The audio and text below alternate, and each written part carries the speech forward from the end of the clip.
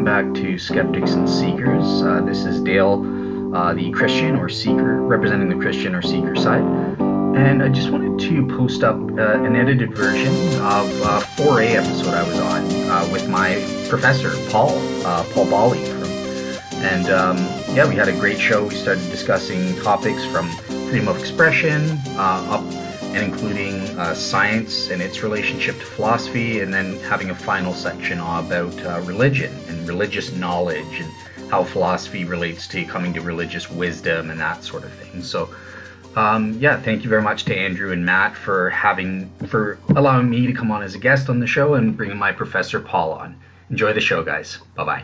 Hello and welcome to another episode of Ask an Atheist Anything. This is the English one, Matthew, with my usual co-host, Andrew. Say hello to our lovely listeners, Andrew. Hello, everyone. Welcome back. We've got two guests today. One of the guests will be familiar to many of our listeners, Dale. Hello, Dale. Welcome back. Hey, Matt. Thanks for having me back on. And you've managed to pull us a decent guest for us to join on the show today. Is Paul. Hello, Paul. Please introduce yourself. Oh, hey guys. Really nice to be here. Thank you, Paul. And tell us a little bit about yourself so that people know who you are and what you're about. Sure. I guess the most immediate relevant detail is I was Dale's teacher. I guess technically still am at university here. And I guess I've been teaching philosophy here for about 15 years now. My background is definitely in academic philosophy. I guess. Tell us more about that. Tell us about your academic background in philosophy. I love it. Yeah, for sure. I guess like a lot of people, I discovered philosophy in university. I knew it was out there.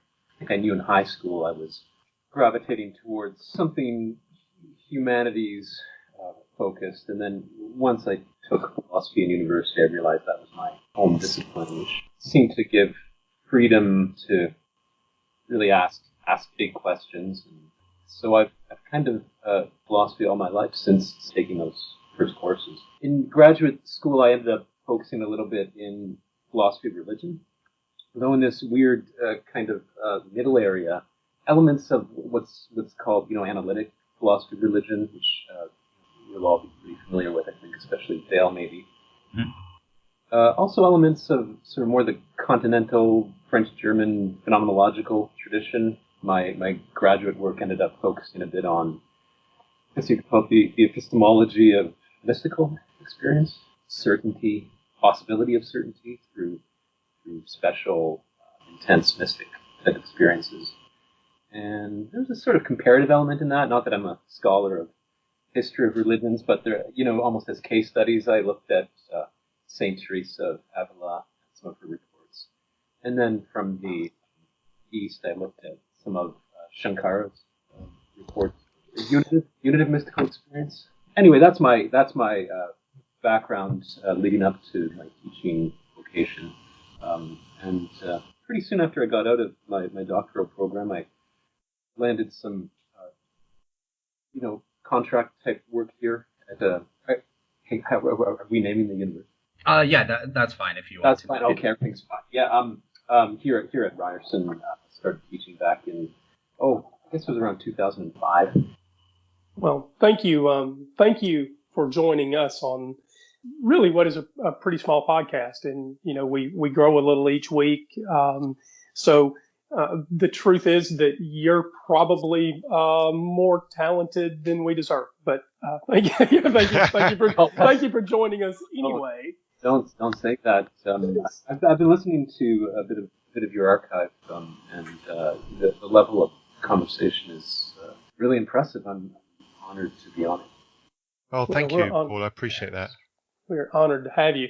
So I've got to say something. About Dale. So usually this is where two friends sort of poke fun at each other, right? But I'm guessing that Dale was actually quite a good student. Right. I wanted to say more about that, actually. Yeah, that Dale stood out pretty quickly in the first course he took with me, which was as a special student, as someone who really was more like a peer Yeah, I was saying, in fact, I took advantage of Dale in the most recent course, the second course you've been taking with me, which is, it's sort of an intro to philosophy course focused on problems. And I got Dale to really co-teach a class. Oh, very nice. We did kind of a podcast-style conversation. That's, in fact, I'll tell you that I don't know if Dale would say this for himself, but he was happy enough about that interaction. Dale, I don't remember where you said something about it. Maybe it was on one of the forums that we participated in or whatever. But I'll say that from the casual reader's perspective, that seemed like an important moment for you, Dale. Yeah, absolutely. So as Paul knows, I've had no experience really sort of speaking in front of a large group about these things in a live audience. Obviously, I've had experience podcasting, but that's sort of different in my opinion. So yeah, I was really grateful that Paul gave me the opportunity to do that. And yeah, I thought it went great. I was just really thankful that he gave me that opportunity. So yeah, thank you very much for that, Paul. No, that went really well. Dale did a great job. I think students really liked having him up there and having his angle and his clarity. Yeah.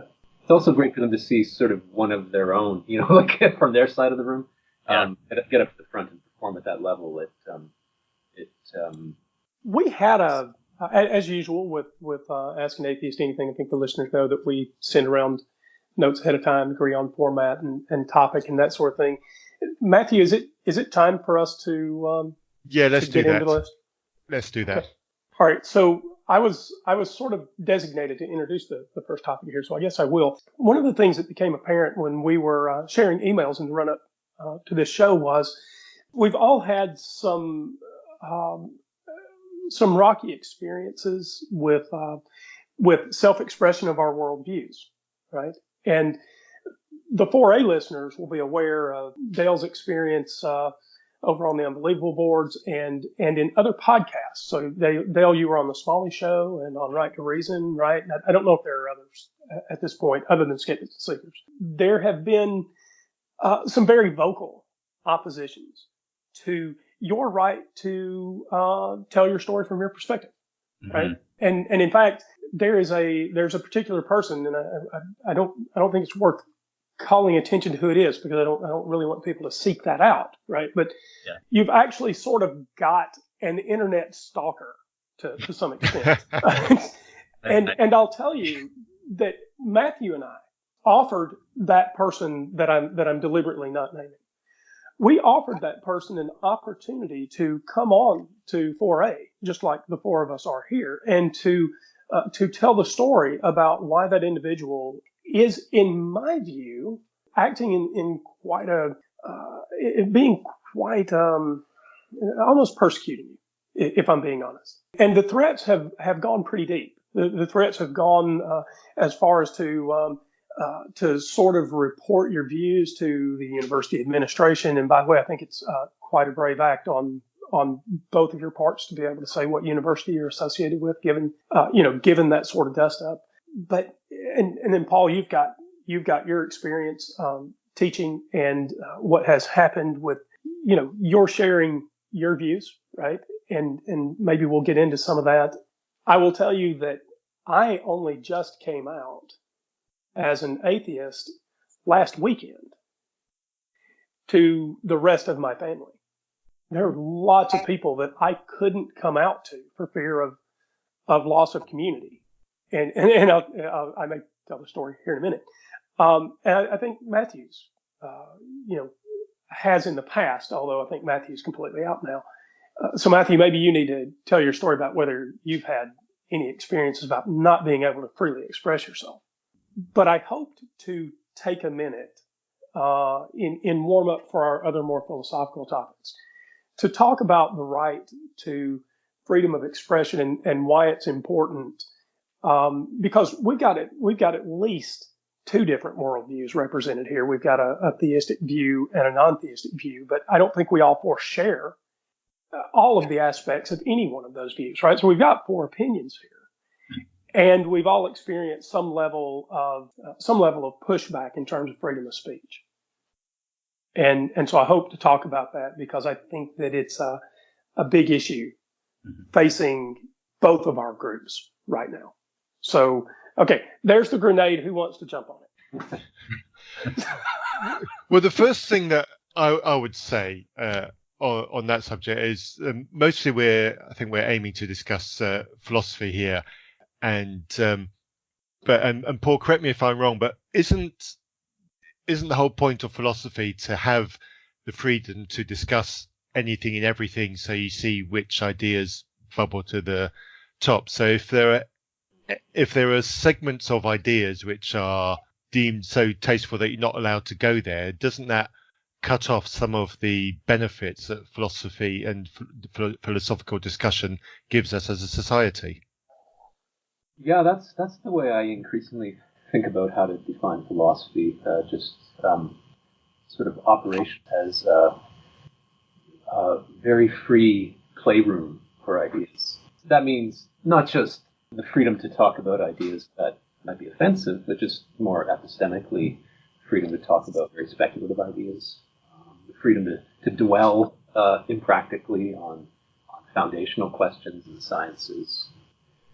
But certainly that includes the freedom to, especially in the hypothetical mode. If not in philosophy, then where? So, Dale, do you want to talk at all about what has happened in your ability to express yourself and the sort of attention? By the way, there's no compulsory reason for you to do so. If you want to avoid this or not talk about it, I don't want to cast it negatively by, avoidance here isn't an accusation. If it's something that you'd rather not discuss, we can put a period on it here, and we can move on and let Matthew introduce the next idea. No, I'm happy to share my experience. I know before we did this, I was sort of hesitant just in light of the threat that, a secular university could find out, and that could have real consequences.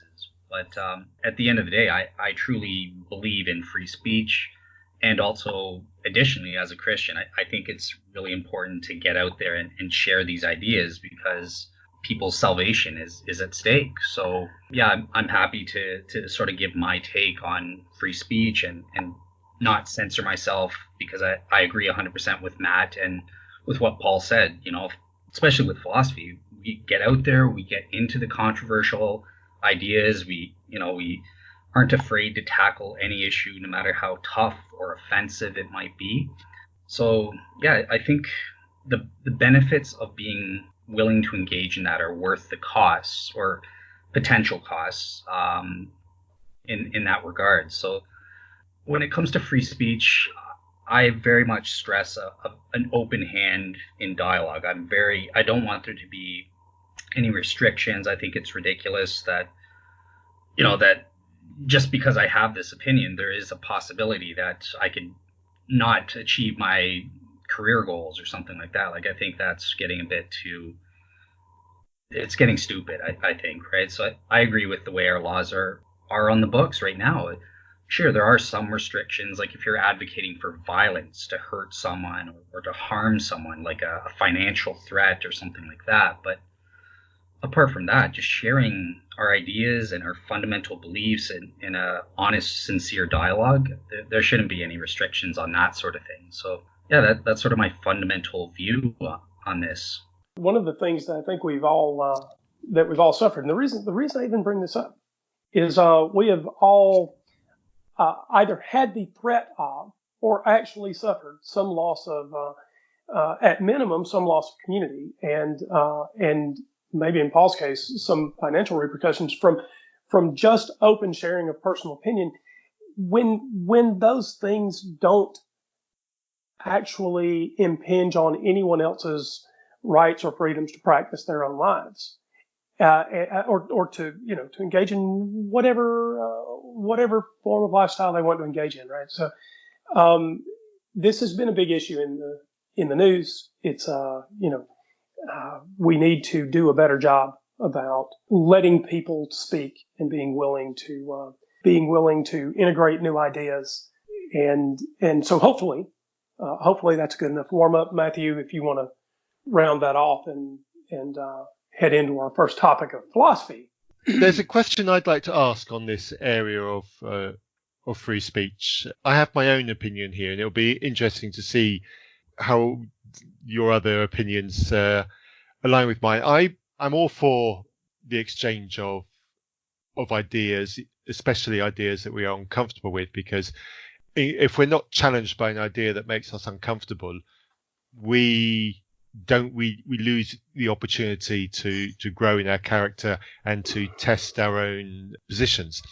But I think there's a line between ideas which we don't like, we might even find distasteful, and speech which I will say hate speech. And I would say that hateful rhetoric, hateful speech which gets into the area of encouraging people to be criminal, for lack of a better description, I would say that kind of talk isn't part of philosophy, and that in my feeling that philosophical free speech should be encouraged, but that encouragement doesn't include what I've just described, where people are just to use a vernacular, hating on people and encouraging criminality because you just don't like a particular group. That's not engaging in philosophical free speech. That's just being a dick. Is that for me or for Paul? I guess it's a little bit tricky. I mean, I think the basic distinction that Matthew makes is important, and I would guess most people accept some version of that distinction. But of course, where to draw the line is where it gets controversial. And I suppose, just to push back a little bit at that, or maybe to make a further distinction, I guess sometimes something like hate, if not the actual intense emotion, then the behavior which might follow from that emotion could be justified, right? So you might be targeting a particular group for justifiable reasons, and the hate might be, I don't want to just hate exactly, but hate as like a very intense negative evaluation of a person or a group of people could in principle justify, and it could call for certain forms of action. So from your negative justified assessment of a person or a group of people, you could advocate certain views. Countries do that all the time when they call for going to war. Every military rally or parade in a way is a kind of act of hate speech by some definition, which is leading up very clearly to violent action. So where is the line? So this is sort of what I was hoping to get into. And maybe we won't spend too long here, but where is the line between someone says something? So Dale, do you feel safe with me talking about the test? Oh yeah, Paul's well aware of it. He's listened to the podcast and that sort of thing. So yeah, okay. Go. All right. So the specific issue with Dale, as some of the listeners will know, but some won't, is Dale has answered in the affirmative to something that is popularly known as the Abraham test. So Dale has said that under the right conditions, which is justified true belief, that there is a morally perfect God giving him a command to kill a child, even if the child was his own. Dale has said that he would take the act. Or take the command and act to kill his child under those conditions, right? Under the conditions that there's a properly basic or justified belief that a morally perfect God is insisting that act be carried out. Dale, is that an accurate paraphrase of your position? Yeah, more or less. I would say, if on the condition that I have a 100% warranted true belief. It doesn't necessarily have to come through a properly basic belief, but that's just the only feasible way that I can think of that it would come to me. It wouldn't come through the means of reading a Bible verse or my preacher claims to be a prophet or something like that. But yeah, as long as I have 100% knowledge through whatever means that a morally perfect God is telling me to do it, then yeah, my answer is absolutely yes on that front. And as Val said in the boards there, it's a tautology at that point. It shouldn't be controversial, right? But yeah. Right. So, but this kind of statement moves us pretty close to the thing that sort of activates the emotion in people, right? So that's sort of why you've got an internet stalker running around threatening your future, right? I hold your future in my hands, and you've got to stop saying this particular thing, right? Yeah. And so when have we crossed the line?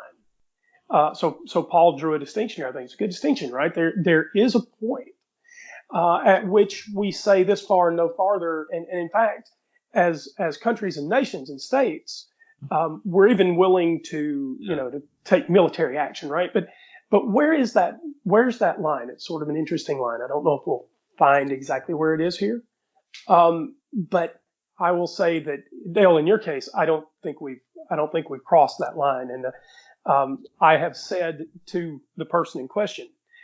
In fact, this is sort of where our conversation ended. I said to this person that in your case, where it would have to be 100% certainty, I would act to take another person's life under circumstances that were much less than 100% certain. Yeah. Say in the case of an intruder, right? And so I don't think that you're I don't think you being chased around over this thing is particularly just. But it is interesting to ponder the idea of when is it just to go on to take the affirmative action and try to stop someone. And I'm just not sure that it's anywhere around, the sort of speech that we're talking about, right? No one's yelling fire in a public theater here, yeah. Right? So Paul, when do we cross the line? When is it okay? Are there a set of rules or guidelines, principles or precepts in philosophy that say, after a certain set of conditions are met, then it's okay for us to become activists against a person or group? I don't have a clear sense of the principle underlying the distinction here.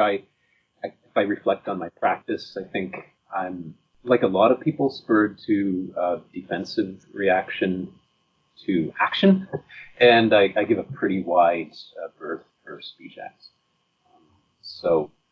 But of course, the question here is when are we worrying that the speech act is now, causally rolling over into some action or some predictable action? I'm not sure, but it's a good question. I don't have an answer. Fair enough. Sorry, it's your guys' show, but I was just going to ask you a question, Andrew, if that's okay. Yeah, of course. It's an open show, man. You've got the mic. Okay. All right. Cool. Thanks. So what is wrong with minimally? So I like Paul's answer. Actually, he gave me something I hadn't considered about the wartime context, and I think he's absolutely right that just making a blanket statement that speech that leads to violence isn't necessarily wrong if it's in a wartime context. But say just in a normal, what I had in mind was sort of like a normal civil context, like living as a citizen. If you're advocating someone to cause harm to someone that in an immoral way that breaks a law or something like that, like such as trying to tell people, Jews are all bad people, you should fraud them, or all white people are evil, therefore you should go and beat them up, or something like that. We can at least recognize certain instances, even if we don't have a broad, necessary, and sufficient set of conditions to adjudicate every single matter. Would you at least admit there are certain instances where we can say it's clear this should be censored versus this shouldn't? Or Oh, that's interesting. So I've written a lot about this.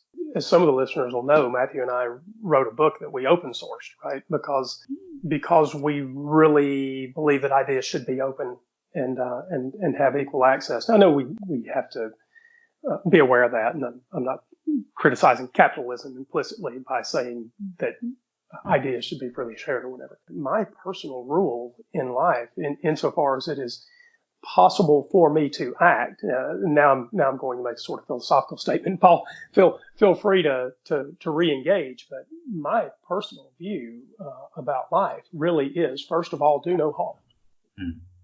That is, and so maybe that doesn't always come across in my conversations, right? But I really try to engage in so much as my emotional context will let me, because I've got plenty of emotions about all kinds of ideas, but in so much as I can, I really try to engage every idea with its greatest possible philosophical charity. Mm. And so I honestly don't know, in terms of freedom of speech, where I would curtail someone's right. For me, it almost always involves a call to violence. That is, or a violent act of itself, right? Then we're past, first of all, do no harm, right? Because there are other issues at stake. But I don't have, as far as I'm aware, much of a boundary about freedom of speech. I let people express themselves almost however they want. Okay, gotcha. Perfect. Thanks for answering that. Yeah. Okay, so Paul, unless you want to tell me where I've gone philosophically wrong with that, because I'm willing to. No. So, Matthew, do you want to round that off, or is it time to round it off and move on to the first actual? Yeah, I don't know. I don't know what to say about rounding off. I think we did that quite well. That boundary is clearly a challenge. It's more of a wide grey area than a thin blue line. So I'll just leave it at that, because anything else I'll say will will confuse rather than clarify. Yeah, I'm afraid the whole topic was a little more confusing than I would have hoped that it was going to be. So there we are. Well, then that gives philosophers more to talk about. So let's embrace that. All right. Moving on was the next section was limits of scientific knowledge, and now I'll wave my flag here. I'm far more of a embracer of scientifically objective, and I have been guilty in the past of probably unfairly disparaging philosophical endeavors, especially around trying to find out what's true. I'm very much a science worshipper in that sort of thing, and have had the label of scientism aimed at me not in a complimentary way on multiple occasions. So anyway, where do science and philosophy meet, and what's the best way of the two of them meeting in a way that helps us in general? And this is often where religion and philosophy of religion probably comes into play, and where it butts up against scientific claims and where they clash. So who wants to talk about this more? I think we should let Paul. He's the main guest, but yeah, let Paul. I know he's got a lot of good things to say. So yeah. This question, I don't have a ready answer for it, but I think it's worth, without getting too lost in the, I'm going to point out that the word philosophy has a history, and if we're asking about, the line between scientific methodology and philosophical approaches to finding out what's true, the question is maybe obscured by our modern situation, where we have a philosophy department, and then we have a faculty of sciences with various subdivisions, and it gets complicated and maybe instructively complicated if you just wind the clock back a few centuries. You can go back to Newton and notice that Newton would have self-identified as a natural philosopher, right? Mm. So philosophy, in some broadened sense, hopefully not excessively broadened to the point of meaningless, is the love of wisdom, and so anything which is aimed at truth, useful truth, important truth, is philosophical, and by some broadened sense of the scientific method too, I think. I don't think there is the scientific method. There is method, right? So what will distinguish science from maybe more casual approaches to truth finding is the insistence on a clarified, consistently applied, repeatable method. And that's maybe the meta rule of the scientific method, is that there should be a method.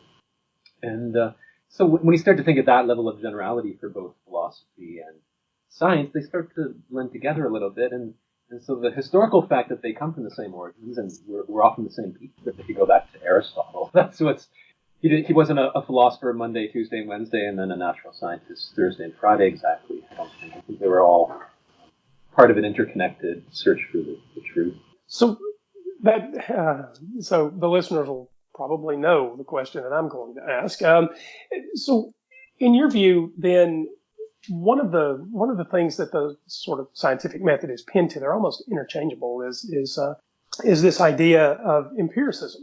As a philosopher, how do you feel about empiricism? Is it so? As atheists, we very often say, empirical methods are our most successful methods of determining what is true about our world. So that sort of leaves what do we mean by true, right? Because empirical methods definitely tell us something about the world. How far can an airplane fly on a tank of fuel, right? So there are empirical methods of investigation there. But is there something from a philosophical perspective about empirical investigation that goes lacking in your view? Because you talked about phenomenological investigation, when you were in school and working through your PhD program. So what are we leaving out as atheists? Dale, I'm setting you up for an intro here. So what are we leaving out if we are with empirical methods that philosophy addresses? These are great questions, meaning I'm not sure where to begin. You mentioned phenomenology, which seems to me one of these useful, almost unavoidable terms, but it's hard to give a great definition of the word existential. We find ourselves using it, but loath to define it. Phenomenology, I mean, if it is philosophy, and maybe that's debatable, continuous with what I would call empiricism. I mean, empiricism is just training the cognitive faculties at what's happening, to put it simply. Sure. And I guess in phenomenology, there's this, there's some maybe methodological presuppositions about how to characterize, at least for methodological reasons, that aiming, but it's still training the faculties on experience, real time, hopefully deriving some important truths or wisdom. The question of what, maybe I could put the question that what can philosophy, as it's currently practiced, add to the empirical method as refined in what we today identify as the science? Thank you for reaching inside my head and being able to pull that out in a so yeah, that's exactly right. What does philosophy provide beyond empiricism? There's a way of doing the history of 20th century philosophy, certainly 20th century academic philosophy, as a series of responses to this critical question, a series of crises even. 20th century philosophy being the century of philosophy's humbling, where a lot of philosophers in the English-speaking analytic tradition increasingly saw philosophy's role as just being sort of this assistant to the empirical sciences, helping to clarify terminology at the foundations of the empirical sciences, sort of being this, I think the term was handmaiden to the sciences.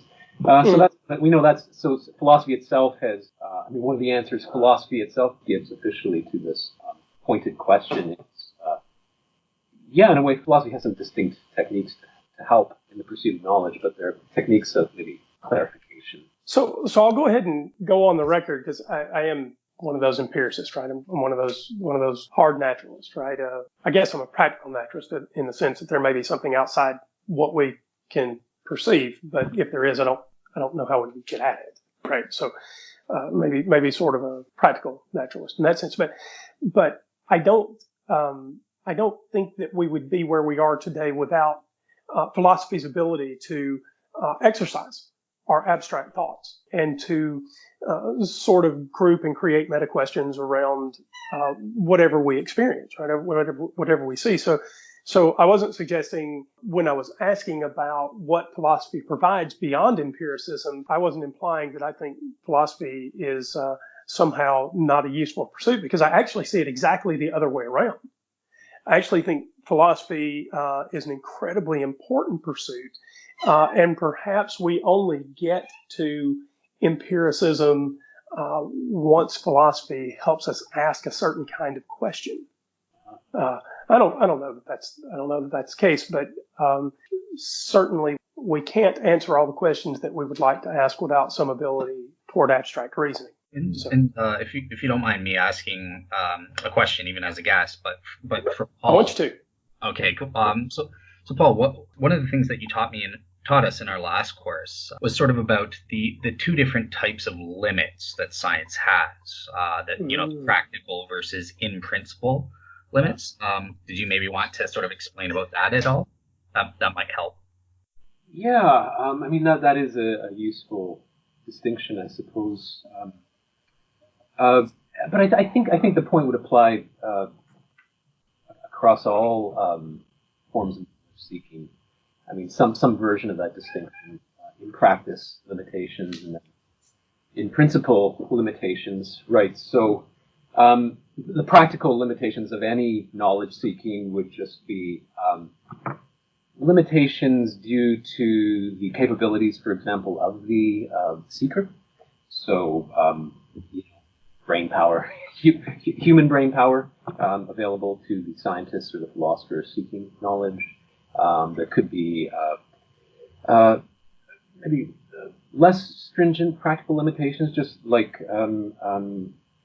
practical interest or funding type limitations. So if we could rouse public interest and focus funding on a particular problem, we could solve that problem, but practically we would never get enough funding directed at our particular pet problem. So those would be examples of practical limitations. These are limits that could be overcome if certain, I guess, empirical facts were a little bit different, and we can easily imagine the way those facts would be. The principal limitations are maybe harder to talk about and even to articulate, but these would be very deep limitations in the very enterprise of seeking knowledge.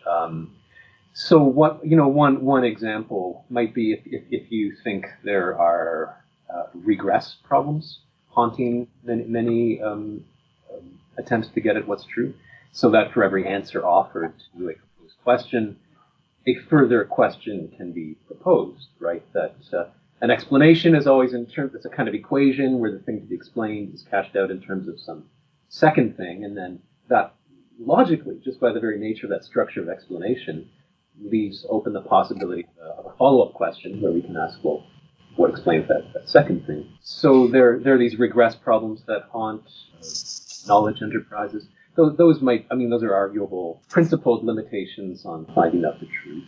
And I think we do find, every kid, when they first hear about the Big Bang theory, for example, a lot of kids ask an excellent question: what caused the singularity? The thing that banged, what caused that thing? Where did that thing come from? And what was there before that? And you can there might be deep reasons to rule that question out in principle. I'm not sure, but I think often that question is ruled out for practical reasons. We want to focus our research program a little bit on the interesting thing that happened after the bang, which is the universe and what we know as reality, and they're deep practical, so deep that they almost bleed into what seems like in principle limitations on our ability to get at what happened before that singularity, how the singularity got there. Anyway, the kid is aware that in naturalistically explaining our universe in terms of a long chain of causes and effects that go back to this positive first cause, the Big Bang, that by its very nature leaves logical space for a follow-up question, which is, okay, you've cashed it all out in terms of this first event, and that leaves open the possibility to ask what caused that. So that, if there is this kind of regress problem haunting all explanation, that might be an example of an in-principle limitation on knowledge seeking. But again, these regresses haunt not just the sciences, but I think a lot of it. Yeah, I think that sort of speaks to Andrew's question about scientism sort of thing, right? That there are inherent limits to the scientific method, and this sort of relates to the original question, like how does philosophy and science relate to each other? And on that front, there's two principal views. There's an internal philosophy of science versus an external philosophy of science. So obviously I hold the latter. I think Andrew and Matt would probably hold the former. But just did you maybe want to sort of explain what that is about there, Paul, and where you stand on that front, and its relevance to the limits of science? Yeah. So by internal, just to clarify, that's the view that science methodology can be internally justified, hopefully without any kind of it justifies itself, and philosophy is really reduces to a branch of science. So like science justifies itself internally, and whereas external philosophy of science is kind of like philosophy stands over and above science, and it justifies the logical underpinnings of the scientific method. So there's three things. So number one, an external philosophy of science recognizes that claims about reality and knowledge within science already presuppose that there is knowledge and reality in the first place. Two, that scientific assertions that some proposition are true or rational must conform to and not conflict with general features that we already know about logic and rationality. And then three, philosophy is primarily a normative discipline and science is merely a descriptive discipline. I don't know if that helps, but that's sort of what I was getting at for you to speak on there. Wouldn't science have a normative element too, insofar as it's aimed at the truth? That seems right to me, and I'm not sure that Dale, if you'll reread number one, I think there's something wrong with sort of the way that works. So science works on already presupposing that there is knowledge and reality in the first place. So that I'm not so sure that would have to be the case. We might teach it that way, but if I didn't know anything about the scientific method, and I don't necessarily have to be presupposing that knowledge can be had, but if through observation I discover that water runs downhill, as for instance, I don't think I necessarily have to presuppose that the scientific method depends on some knowledge value. I think my observations are okay to bootstrap the idea of knowledge without presupposing the idea of knowledge. Okay. And in terms of like Paul as the guest, do you agree with that, or do you see logic as sort of undergirding the scientific method, sort of justifying how the scientific method works, or what do you make of that? Yeah, I'm interested, Paul. Tell me where I went philosophically awry.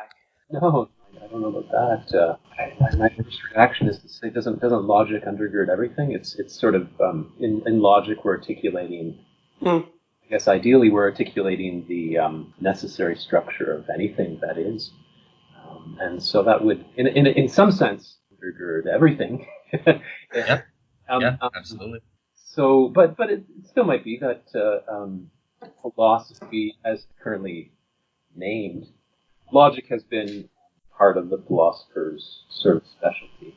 That there might be partly historically contingent reasons for that. I remember, I think the first course I ever taught was Intro to Symbolic Logic back in 2003 or 4, and I remember there were quite a few comp sci students taking it, and for them it was all almost just a rehashing of stuff they had learned in first year with a slightly different, maybe, set of symbols. And I was one of those geeky comp sci students. Irving M. Copey's Symbolic Logic. Oh, that's one, yeah. It's a classic.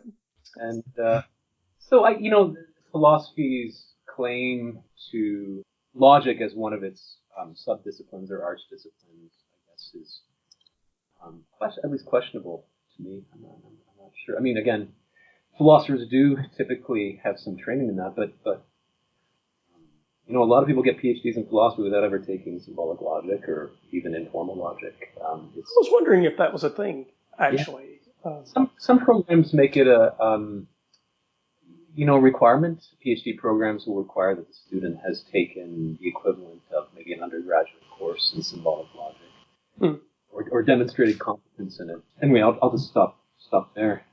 I hope I'm not just making my vocation useless the more I talk here, but I don't think so. I'm committed to philosophy's special contribution, but But it is, I admit, it is hard to articulate it in response to the point of question. I think it is interesting. Philosophy is maybe a discipline more than any that has self-questioning at its very heart, right? So, the view that maybe philosophy is just an assistant to science at best, that's a common philosophical view, as I mentioned. So self-questioning about philosophy's value is central to the very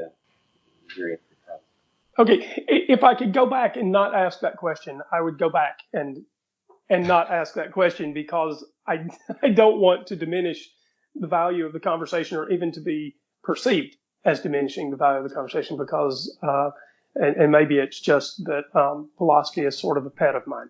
So and I really want to have maybe even if we have to have it off mic, I really want to ask about Platonic forms at some point. I don't think we have room for it in this conversation, but you talked about symbolic logic, and you don't get out of sort of chapter 2 of the textbook before you come across identity, non-contradiction, and the excluded middle, right? Our three sort of basic laws of logic, right? We get these pretty early on, and so I guess my question to you, because you've thought about these things, and perhaps in deeper and more expansive ways than I have, because I only use them as means to an end. Can we get those laws through observation, or are those laws somehow imprinted? Right? Is that sort of written into the fabric of the universe, or do we just get these things observationally? You see what I mean? What this sort of appeals to the question about the basis of science. Is science internally consistent, or are those laws intrinsic or extrinsic? Did anyone else want to? For my take, me and Paul actually discussed this in the class that we co-teached a little bit. It was in the context of numbers, abstract. So that kind of links it to the Platonic forms, I guess. But yeah, I view, and I could be wrong, my understanding of Paul is that we view it sort of they're extrinsically. We don't derive it just scientifically, like in a scientific, using the scientific method or that sort of thing. They're just descriptive facts about the universe. I think that they are extrinsic. So I would say that they're necessary truths. They cannot be false.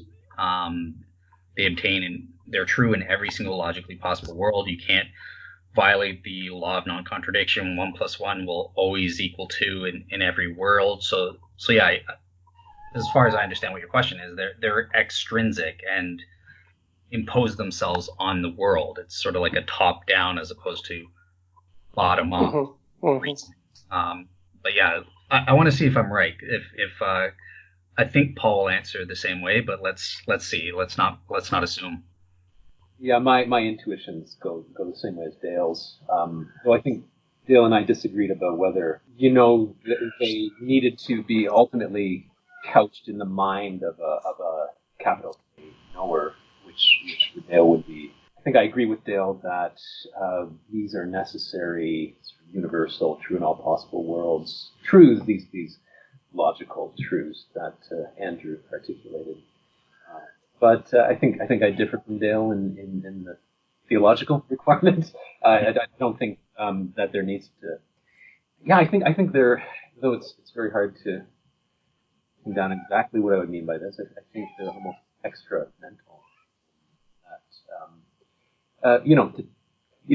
The fact that 2 + 3 = 5 is true not just independent of apples conglomerating in the natural history of the world, but it's true independent of there being any knowers, any mathematicians in the history of reality.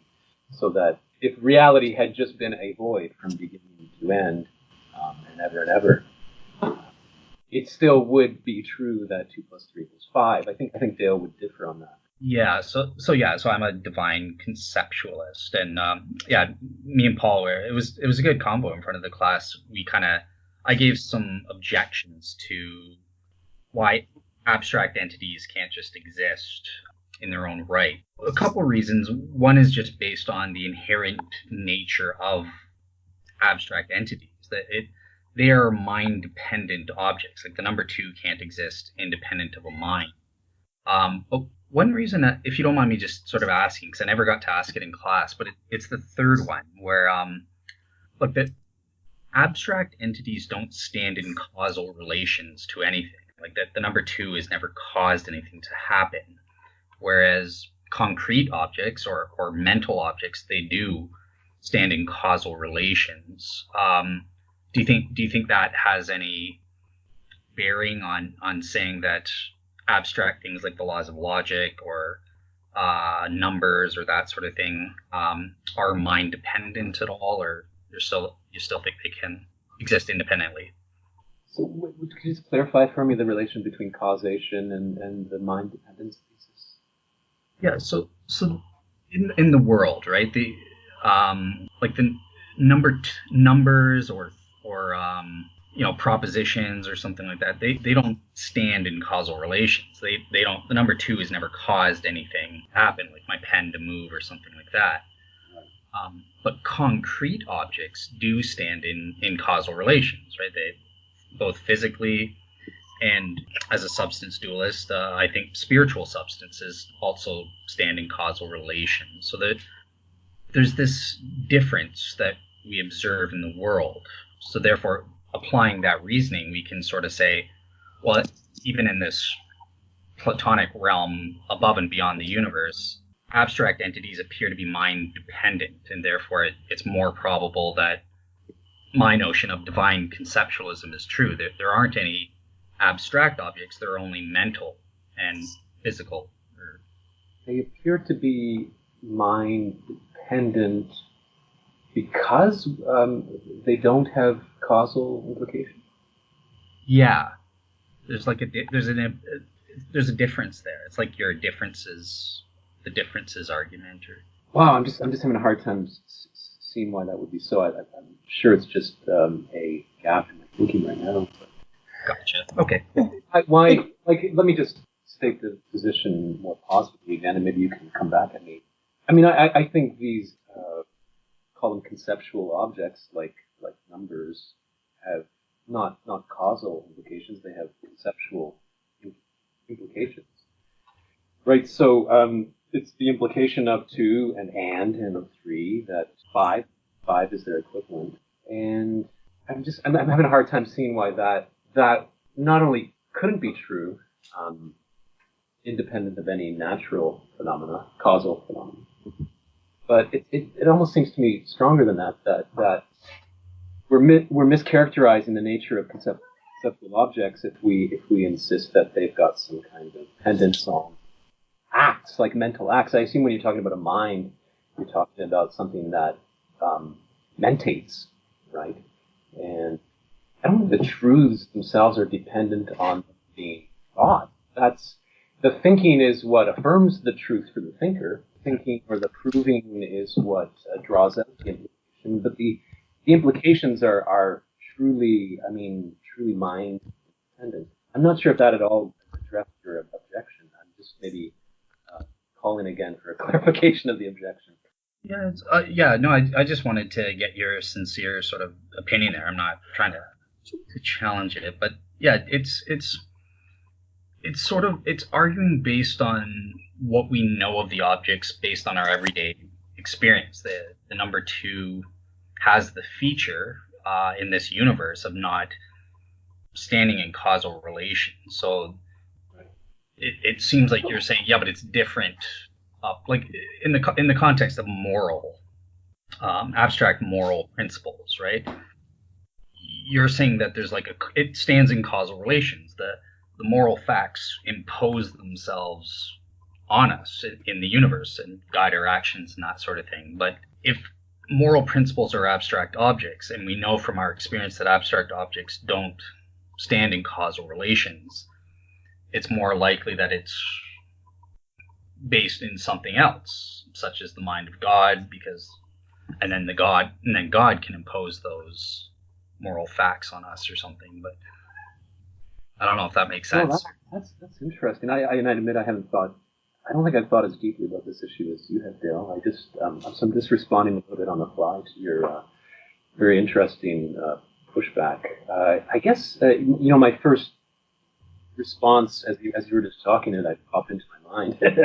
that's all it is. So take it for what it is a question. I just wonder if in the moral case, like the ought proposition, if it really does have any kind of causal implication as a strict moral proposition. There's no doubt that once it sort of incarnates through socialization, for example, it has causal effects. But if we can strip it to its pure ought affirmation, I'm not sure if that in itself, which I would take to be the core of the moral truth, if that itself is necessary causal effects on action. I'd rather say, and takes us into a bit of circularity, I guess, that it ought to affect us causally. That if we're being moral, or if we've arranged our socializing processes wisely, then the true ought statements, which again I would say I tend to think exist sort of independently of any mind, they will be affecting our behavior, guiding our behavior. That itself is an ideal. Gotcha. Yeah. Perfect. Yeah. I wonder if it doesn't happen quite the other way around, though. So just pulling us back to the idea of abstract notion. So I wonder if it doesn't. We were talking about the idea of sort of the origin of abstract objects. So the number 2, for instance, without some sort of unit, like 2 apples or 2 oranges or 2 stones or whatever. But I'm not sure that abstraction doesn't happen after concrete observation. So, Paul, you said, 2 apples and 3 apples are the equivalent of 5 apples, and so that seems right to me. But it seems to me that there's not much of a step from observing 2 apples and 3 apples being 5 apples, and 4 oranges and 6 oranges being 10 oranges, and that sort of thing. It doesn't seem like much of a mental step to me, and perhaps I may not be giving it its due in terms of consideration, but it doesn't seem to me to be much of a step to abstract the number from the unit and just observe that this abstract idea has broader application. Yeah, but is that maybe just a question of the historical order in which the concepts arise? So it might just be a natural fact about animal learners like us, sure, that we first observe the apples and then we abstract from those cases to reflect general principles. And if logic constrains nature, then there's a kind of inference to the logic that can occur from observation of nature. We'll certainly never correctly observe violations of logic when we observe nature by that view. And we maybe even can do a kind of induction to the logical rule from the natural observation. But I'm not sure if that answers the question of which is prior ontologically. I'm not sure either. It was just sort of trying to turn the glass around. Right, because I don't know that. We're sort of at bare metal here, and I'm not sure that I can answer for myself, sort of which came first here. But I don't see in principle a reason that abstraction cannot come through observation. Now, maybe I'm wrong. Like I said, I may not have given this, just consideration. I'm willing to acknowledge that, but it's the necessity of it that would be tricky to get from observation. The observation, it seems, would get you at best a very reliable induction, maybe analogous to inductive claims about the properties of particular similar carbon atoms.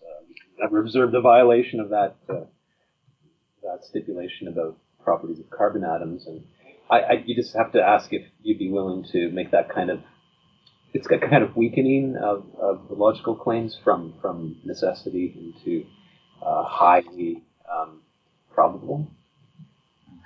So this will make all sorts of people uncomfortable. I actually don't have a problem with that. I don't have a problem sort of emotionally. Maybe that's the wrong way to phrase this, but there is sort of an emotional context to uncertainty, and I'll just say that I don't have there's no tickle inside my head if I reduce these things to non-necessity in the sense that in some possible world somewhere they might be violated. And I don't even know that I would have a problem if we observed a violation in this world, only because I suspect that whatever violation there was would probably be a regular observable violation, and that's just mental bias on my part. That's all that is. I don't have a problem acknowledging that, but I don't know what it means to claim necessity here for myself. I understand the idea of necessity and why it's important, but I don't know that we've gotten to the heart of these things actually of the law of addition. I don't know that we've gotten to a point where I'm convinced that we've made a successful argument that it is a necessity. Yeah, I'm willing to be pretty epistemologically humble about these, close to metal issues too. I mean, I'm always deferring to the thought, anything possible. I know so little, anything. But when we get to these laws of logic, it does seem like you can just, through the pure operation of the mind, see the contradiction inherent in the opposing view. Like when we try to oppose any of the three rules. Right. But, there's apparently a lot, and I don't know much about it, but there's, a lot of recent work, I think, in these non-traditional logics, which, one or more of those means. So, it's for these logicians, it's more than just maybe. It's they've tried to work out sort of coherent systems, I guess, which explore other rules. So yeah, I wonder what the observation of a contradiction would actually be. I guess if it's true that logic truly does constrain nature, then I'm just wondering if it would even be possible to observe a contradiction. Well, and that might be right. That may be the best argument for necessity. I mean, you're right down where I think there's the best defense that these laws are of necessity, right? Because we can't even imagine what a contradiction would look like, right? Yeah. Whether that's just a limitation of our own cognitive machinery is but it sure seems from the inside of this machinery that it's some absolute limitation, that this is a happy case where the limits of our machinery meet the absolute truth. Right, because a violation of the law of the law of addition, just as for instance, would also have a further violation, right? Because a violation of the law of addition would also violate the law of identity, right? Because if you could violate one apple and one apple being two apples, you might end up in a case where neither of the apples also had distinct identity, right? Or maybe they had some sort of plural identity. I have no idea what it would mean to be able to violate that idea in some sensible way, because it seems like anything that you could do that would break one of those fundamental laws would also, dare I say by necessity, break other ones of those laws. Yeah, they're unstable logics, right? I guess you know in classic symbolic derivation from a contradiction anything follows. So maybe that's a good thing. Yeah. It's anything follows sounds you could call that ontological richness or something, and some ultimate version of a multiverse, and then we happen to be in one, which is strange.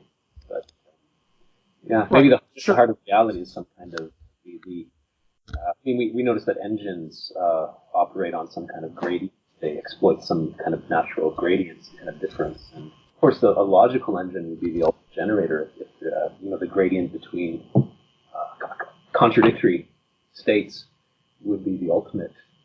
And so anything's possible. I like the idea. That maybe at the heart of reality is some kind of contradiction. That's what generates the plurality of reality that we experience. But from the inside of our own cognitive machinery, it feels like. Sure. I have one. Sorry to interrupt, Andrew. Were you finished or? Oh, I was. I am wondering about Matthew, though. I think we put him to sleep. I'm just sitting back enjoying this. I have a question I want to ask, but it rewinds about 10 or even 15 minutes. But you go ahead, ask yours first, Dale, and then we'll see. Yeah, I think so. I think we've covered everything. There is one last question that we haven't touched on in the science section, and that's relevant to faith in a scientific context. So I was just going to ask Paul, like, do you, and everyone can chime in, do you think it's proper to employ faith in a scientific context at all?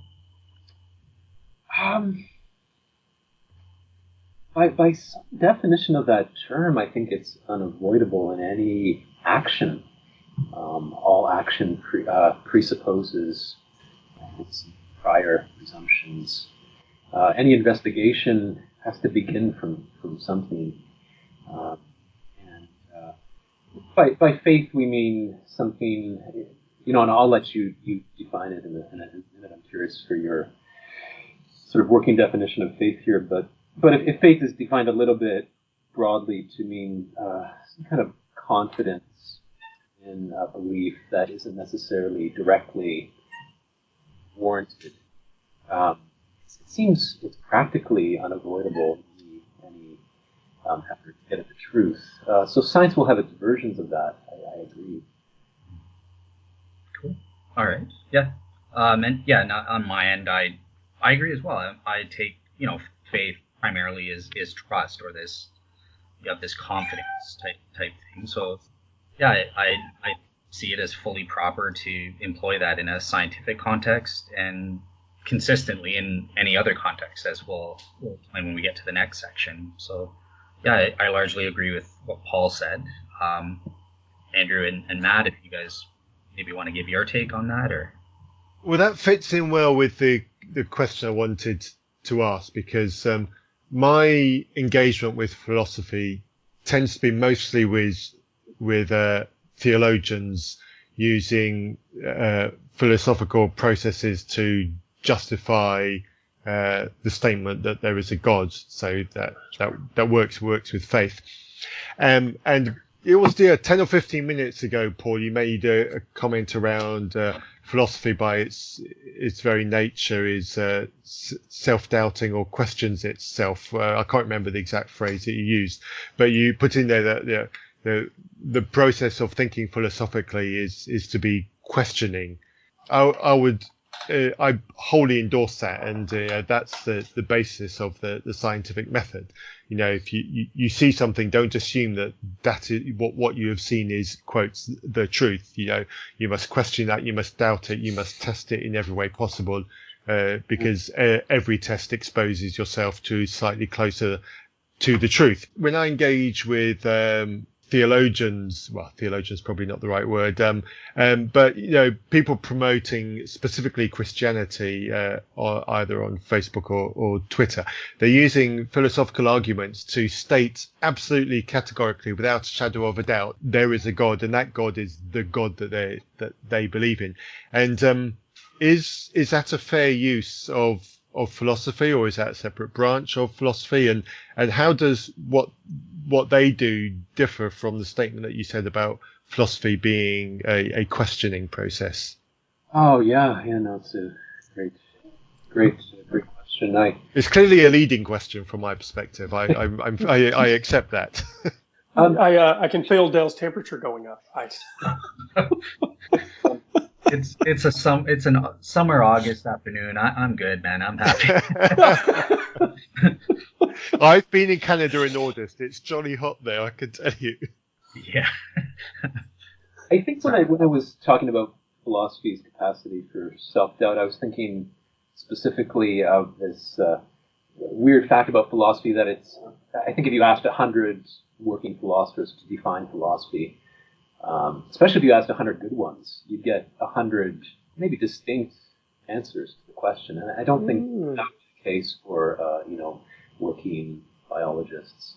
So the field itself is not well defined, and so that's one of the facts, almost well-defined facts of the field, that it's this particular open playbox, playroom. The field itself, like what is the nature of this room? Where are the walls is not clearly delineated at the beginning of the game. But I leave open whether in that room we can find certainty about particular questions. So it could be, the ontological argument is sound. Like Bertrand Russell talks about falling off his bicycle, at least for a moment, being a theist, realizing in a flash that Anselm's argument worked. I don't think that thought stayed with him for his life, but maybe he was right in that flash that Anselm's argument is a perfect proof of the existence of a perfect being, and so I leave open the possibility that philosophy, including philosophical theology, could arrive at results, maybe even very special results, which have a kind of justified certainty attached to them. All right. Thank you. Do you think we should move on to the final section on religious knowledge? Because I know that this is what Paul was really excited about. This was your favorite section. So then we should have moved on an hour and a half ago. No, it was good actually. But yeah, so Paul, I don't know why I've turned into the host. But yeah, did you want to maybe? Happy to let you do it, Dale. We'll convert you sooner or later. I'm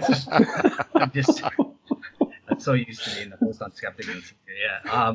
But yeah, maybe Paul, just turn it over to you first of all, just to give sort of a general introduction to this section and say whatever you want on the issue of religious knowledge and how faith relates to religion and that sort of thing. Oh yeah, yeah. These excellent questions, which are so fundamental and therefore unavoidably general. I often find almost the mood I'm in that day. I have different answers to them or different approaches to them, and maybe I'm a little bit in a, I don't want to say scientific mood today, but by that broadened sense of the scientific method that I talked about at the beginning today, I'd be willing to maybe not draw a very hard line between religious knowledge and scientific knowledge, just like I was only for an erasure of philosophic scientific knowledge. I suppose so far as religion makes claims about reality, we can call for justification of those claims, and any plausible system of justification would fit in my broadened notion of a scientific method. So, if there is a creator of our universe, personal creator, some kind of personal existence which continues on after bodily death, God incarnated,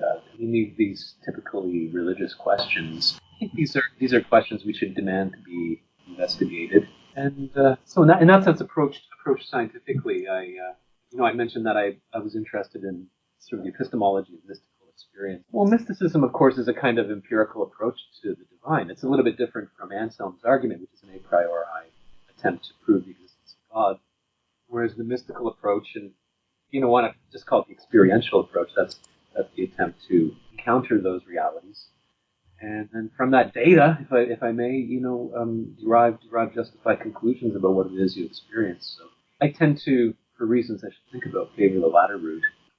even if you ran through the ontological argument and you realized it was sound, I could imagine for a lot of people that wouldn't necessarily they see the necessity of the conclusion given those premises, and the conclusion is there is a perfect being. It wouldn't make too much of a difference to their life, whereas the experiential route would, so that there's that pragmatic thought in my mind that there should be a demand for an experiential encounter with these realities. Yeah, I think it all kind of dissolves into a quest for truth, and I don't see a good reason to at the beginning kind of draw a hard line between these different. Gotcha.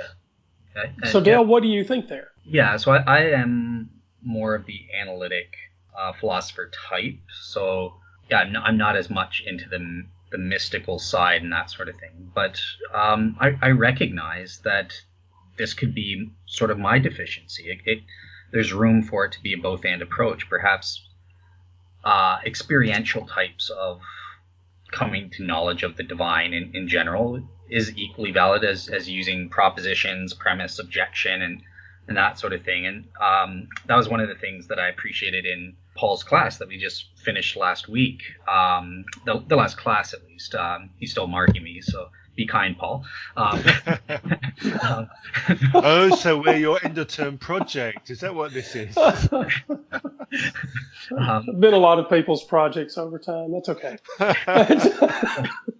Sorry, but yeah, he sort of ended. So a lot of the class was focused on analytic philosophy, the going over morality and free will and that sort of stuff. But he ended the class with Nietzsche, who I was sort of a fan of. But yeah, the way Paul taught it sort of kind of tweaked a little bit to be maybe there's something here that I should be paying more attention to, and rather than me explaining that, Paul can sort of go explain that, because I thought the way you explained why you were using Nietzsche in a different philosophical tradition, I thought that was kind of interesting. Did you want to sort of explain to the audience about that, or? Yeah, sure. Yeah, I like that distinction too, which is Nietzsche's a person. He's a robust personality, and you get that if you read Nietzsche directly. You're getting kind of an intellectual's journal, and getting a portrait of a life and a mind struggling, and that's very different from the ideal of analytic philosophy, where it reduces a little bit to premises and conclusions and objections and responses. And I think that's somewhat true. I think a good encyclopedia of analytic philosophy is really worth reading, and can in many cases be an improvement on the original articles the arguments appeared in. There's a clarification, a reduction to the core ideas, and that doesn't work so well for some figures and movements in philosophy. And Nietzsche would be almost a prime example of that, where people will Nietzsche down to arguments and positions. I mean, they're often fascinating, but there's something there going on in the impression of a personality working in real time on the page that has been handed down to us. That's important to encounter too. And the theological connection is that, of course, if God is a person, capital P person, that implies some kind of personality. And if humans created life are made in God's image, then there's a kind of inferential process there possible. If you sort of the holographic principle that if you really pay attention to the part, you can infer something about the whole. And if you really pay attention to a particular articulate person, you might be able to make interesting inferences about the super person too. I'm not saying Nietzsche is the incarnation of God. I'm saying anyone who's articulated their person on the page for us. Given us their personality, that's a datum. That's a super datum that we need to pay attention to. We can't take the personality out of the philosophy totally, especially if you've got this background theological hypothesis that reality itself, at its core or at its origins, might be a capital P person. Andrew or Matt? I think okay. So my failure of imagination here. The listeners know I'm a comp sci guy. I spend a lot of my time dealing with hard values and hard data and that sort of thing. And so the whole time we're going through this, I'm just wondering about experimental verification. So this is perhaps the wrong way to aim the conversation, and if so, I'm hoping Matthew will rescue us all. But so you're in trouble then. So when we talk about the idea that God is a personality, I don't have a problem with that as an idea. I was a Christian for a long time. I was happy to try to uncover whatever truth could be uncovered there. In the end, it all seemed a little too amorphous. So we were talking about logic earlier. I've said this over and over, so listeners should be familiar.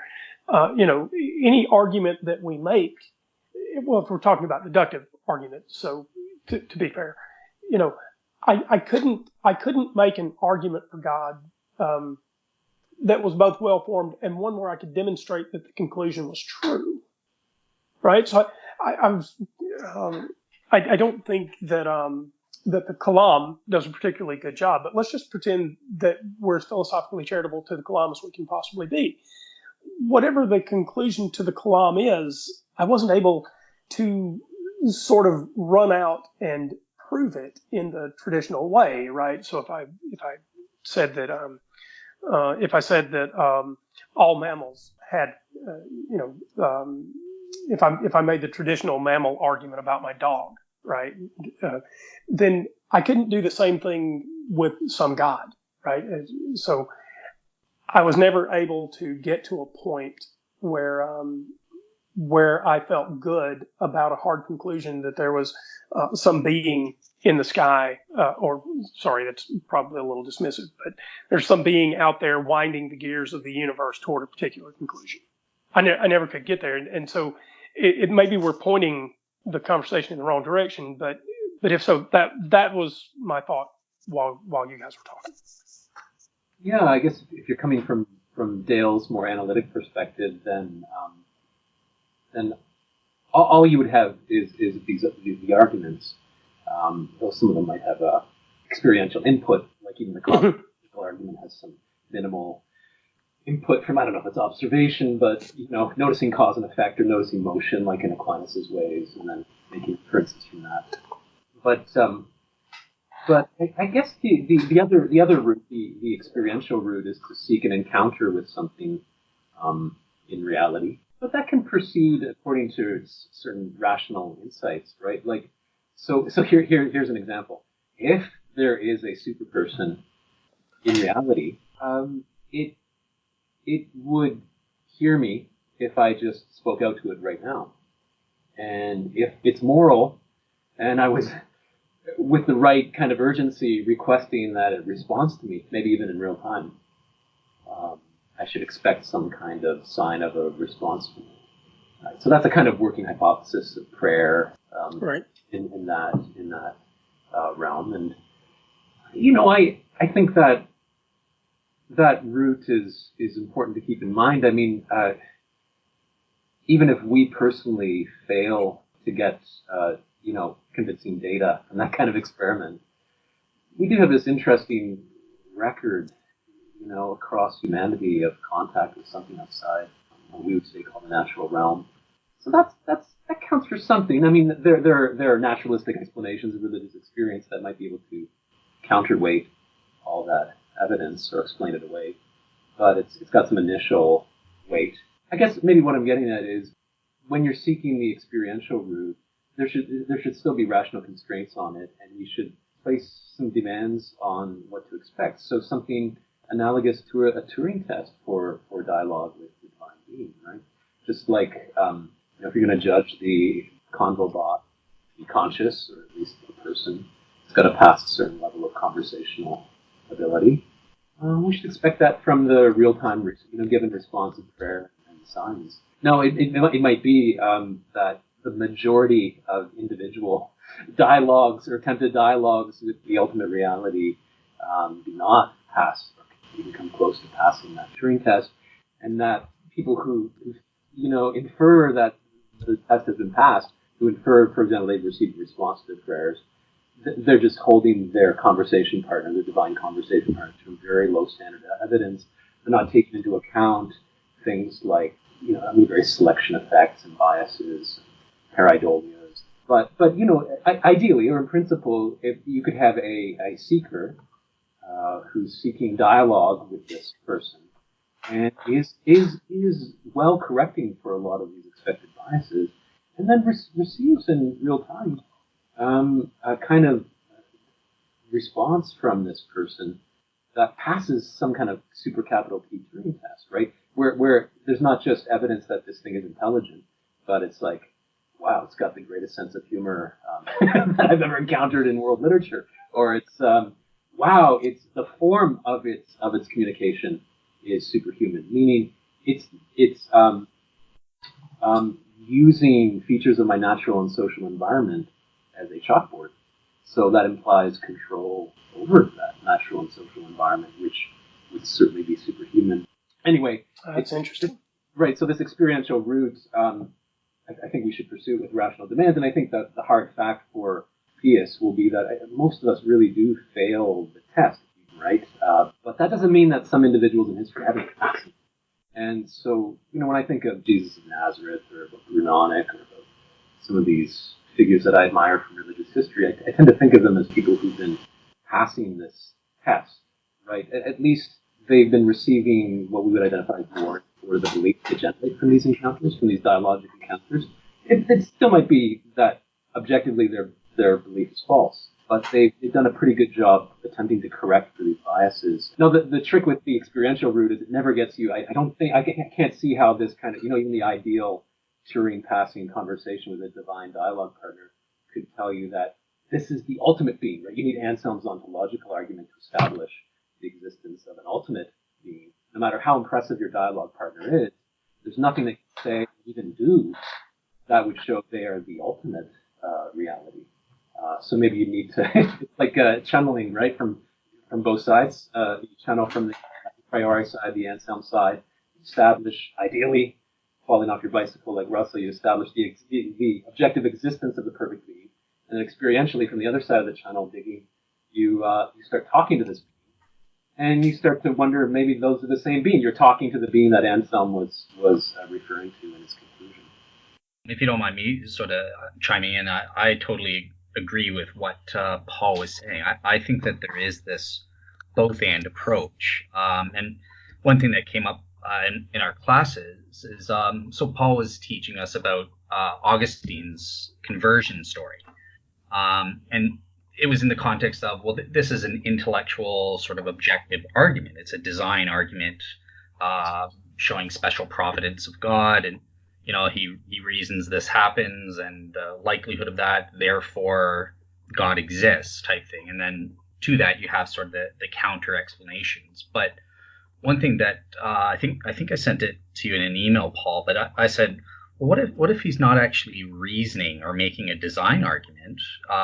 He could also be having this experiential route, which is what I call the properly basic belief that God exists. It's not so much a set of premises to a conclusion, therefore a designer God providentially arranged for this to happen. It's more just a direct, wow, God exists in light of this experience. So I just want to stress that there could be this both and.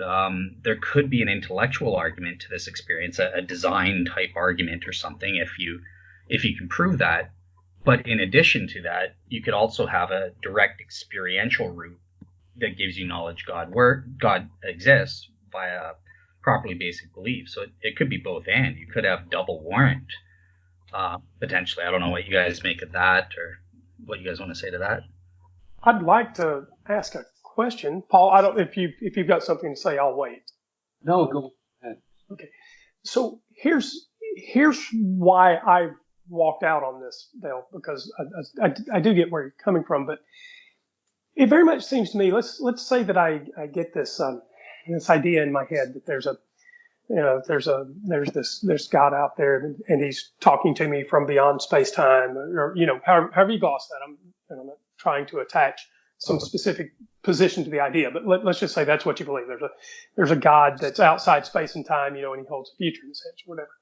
So yeah, I might get this idea that there's a God, but it doesn't address for me all of the central claims of Christianity that don't get addressed. So it's a God that can live forever. It's a God with perfect judgment.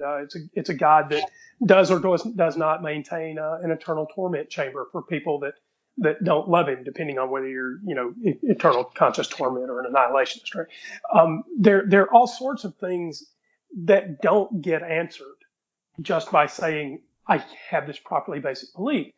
And so just saying that I got this communication from somewhere, even if you did, even giving it its best gloss, I still don't have the questions answered that matter, which are the central claims of Christianity about the ability to live forever, God keeping a tally list of sins if he does, all of those kinds of things.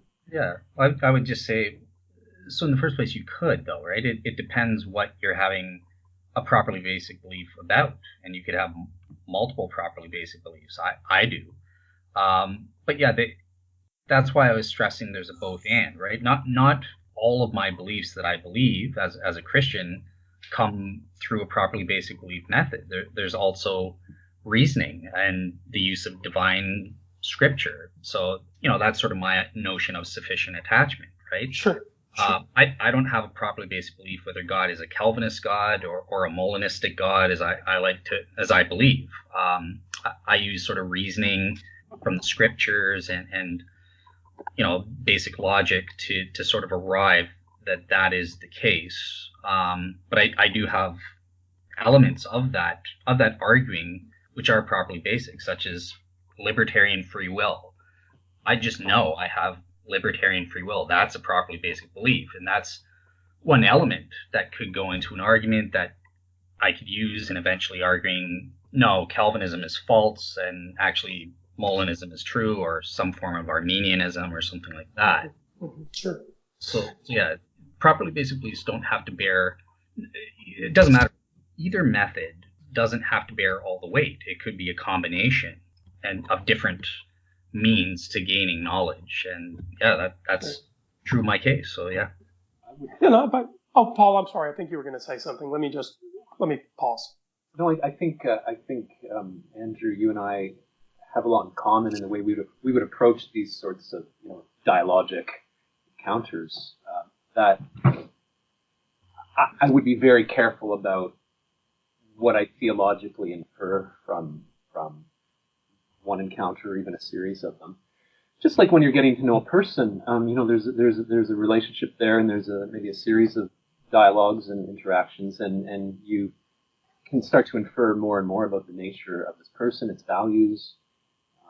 But you're always open in some skeptical part of your brain, maybe, to the possibility that you've been fooled, or you're misunderstanding. The person you thought you loved for 30 years and you thought loved you, in fact, has been betraying you the whole time and presenting a very effective front dialogically.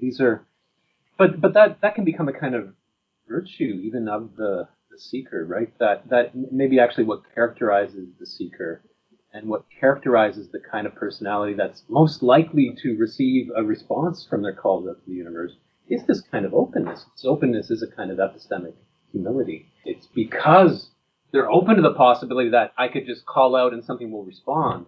The thing responds. The thing is more likely to respond. And that very same openness is what will hopefully restrain me from inferring too much about its nature once it does respond. So that the other particular theological almost sub-facts are either inferred much later in the relationship, or, like Dale was sketching out there, inferred by other streams. Sure, and I am actually not in opposition to Dale's idea that it may take multiple kinds of approaches to reach a conclusion. Now, I'll just say that we don't necessarily line up on properly basic belief. Yeah. But I will say, Dale, that if I could get an answer to one of those larger questions, there's a God that can live forever. Just I'll take that one as an example because we use it so often, right? There's a God that is eternal.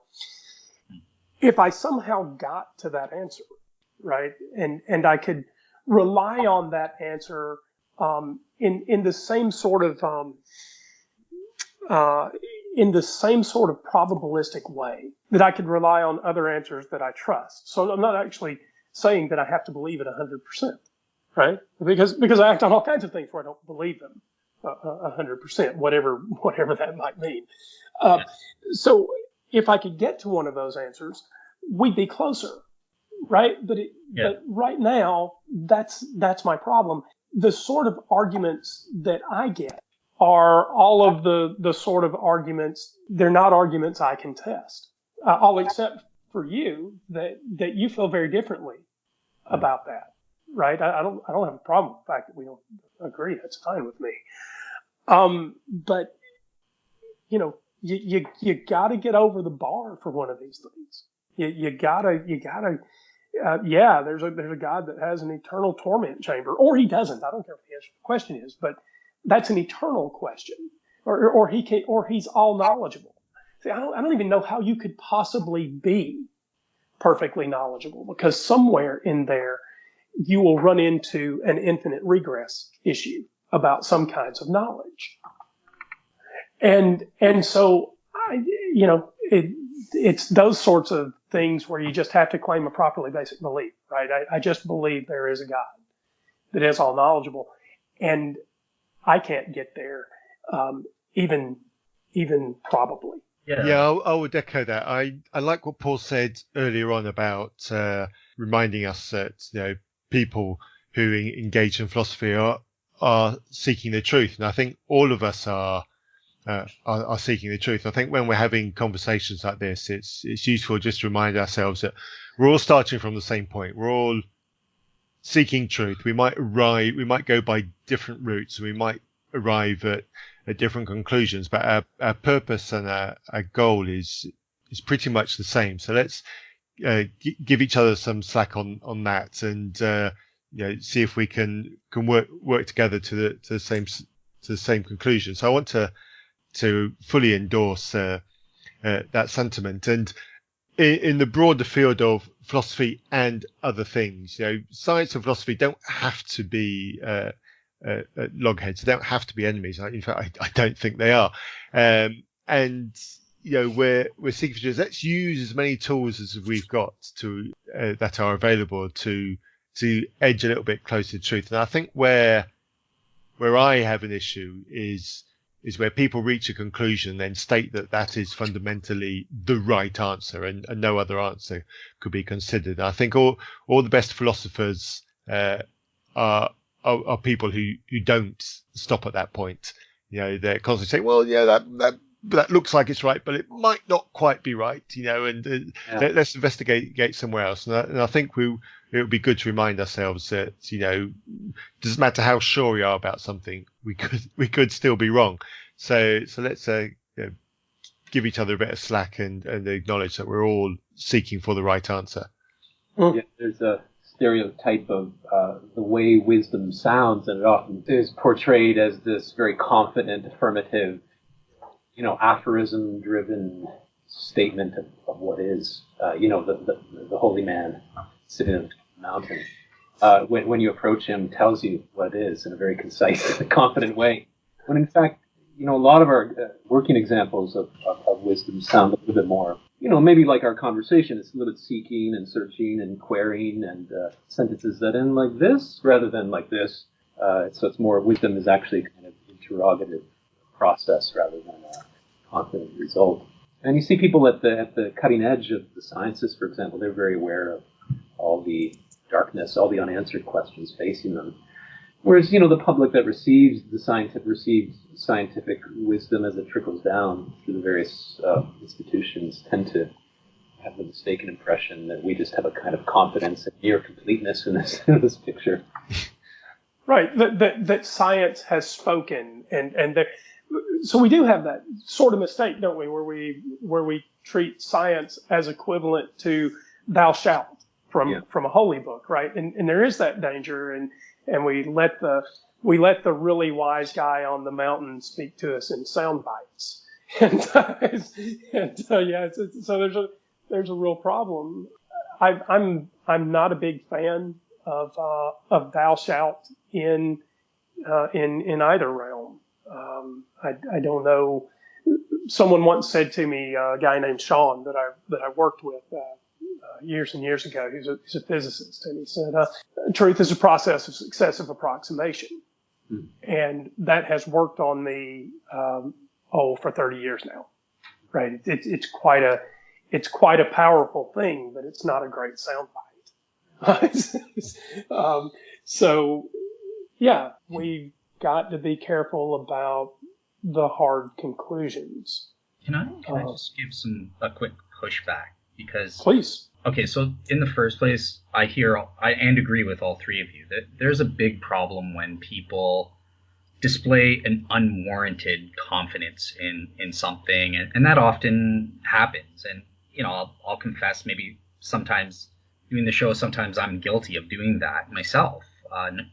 We're all human, but there are some cases where people are warranted. I am warranted in being a confident person in saying 1 + 1 = 2, or Rene Descartes' conclusion that Paul taught us about. I think therefore I am. This, at least some things, are things that we should be placing that amount of confidence in, because we know it that strongly. I don't care about the naysayers. I know this to be true. Other examples. So we were talking about consciousness, and I know that Andrew and Matt will have a different opinion, but I'm more in Paul's league when it comes to these subjective facts that we just know about consciousness, or Rene Descartes' conclusion. So I don't think it's helpful to just sweep everything away and say we should doubt everything. There are some things that we can really know this without doubt. I don't know if anyone wants to sort of come back on that. Matthew, do you want? Look, okay. So there's a bone in the middle of this. Who wants the bone, Matthew? Do you want it? It was a response to my comments. So yeah, I'm quite happy to give. Certainly on I think there's categories of things. Absolutely. Now I'll endorse that, Dale. And yes, 1 + 1 = 2. Yes, we can all be confident on that. There are multiple ways in which we can demonstrate that. I'm not sure how that I'm not really sure how that works for the bigger things. One of the most confident theories in science is the theory of evolution, but there are still technicalities in the process that works that we're not confident on. We might be very confident on the wider picture, but the nitty-gritty, the detail, the how of various features and various forms and various characteristics, we're not entirely sure. So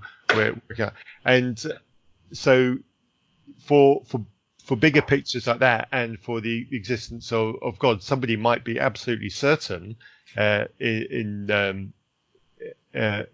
their belief in a God, but it's belief, not a demonstrated certainty. And so people can be absolutely sure about things that aren't true.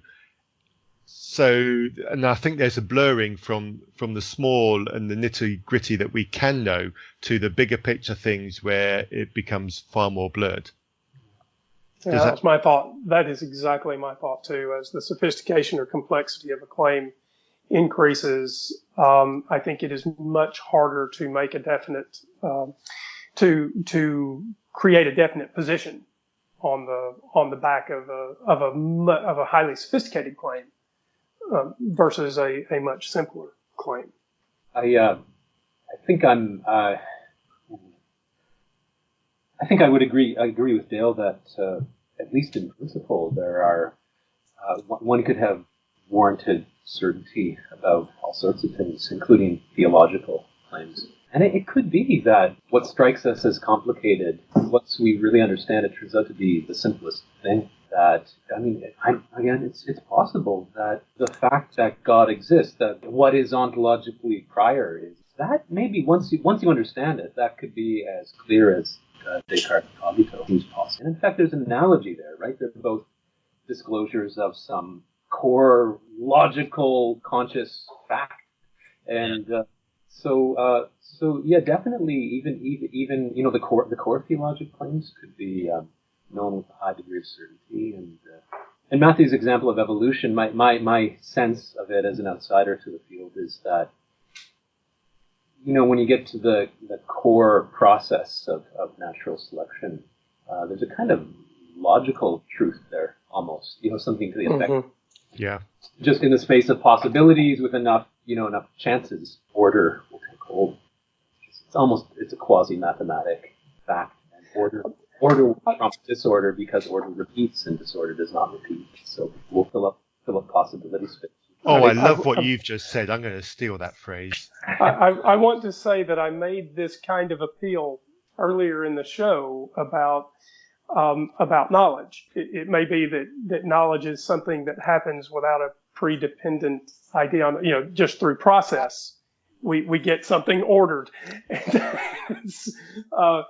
That's sort of what we're saying about evolution here, that out of just this process, this sort of living, order occurs. It didn't depend on anything in particular, although there was the whole discussion about necessity, right? So I'm not trying to rehash that, but I think that's right. I think evolution, certainly we have the process of natural selection, and it's not entirely random, right? And it can occur, and as far as we can tell, did occur, without a kickstart of a mind. Although, Dale, I wonder what you think about it. Yeah, so I guess two things. So in the first place, regarding the complexity thing. So in the first place, I don't believe this, but many theologians would say God is the ultimate simple, right? He has divine simplicity, that attribute. So that could be challenged. Maybe God is the ultimate in simplicity. But the main point I wanted to make is I don't think that complexity in and of itself entails that we have to have doubt. I understand what you're saying in terms of evolution, right? We have certain ways where we're reasoning and inferring, and it's based on multiple data points where we may have doubt about each one of those individual data points, and that cumulatively adds up to increase our doubt overall. But in terms of God's existence, if I'm talking about this properly basic belief type thing, that's a basic belief. That's simple. That's fundamental. It's not composed of parts or anything like that, just because the hypothesis of God has all these different attributes or something, and that means he is complicated.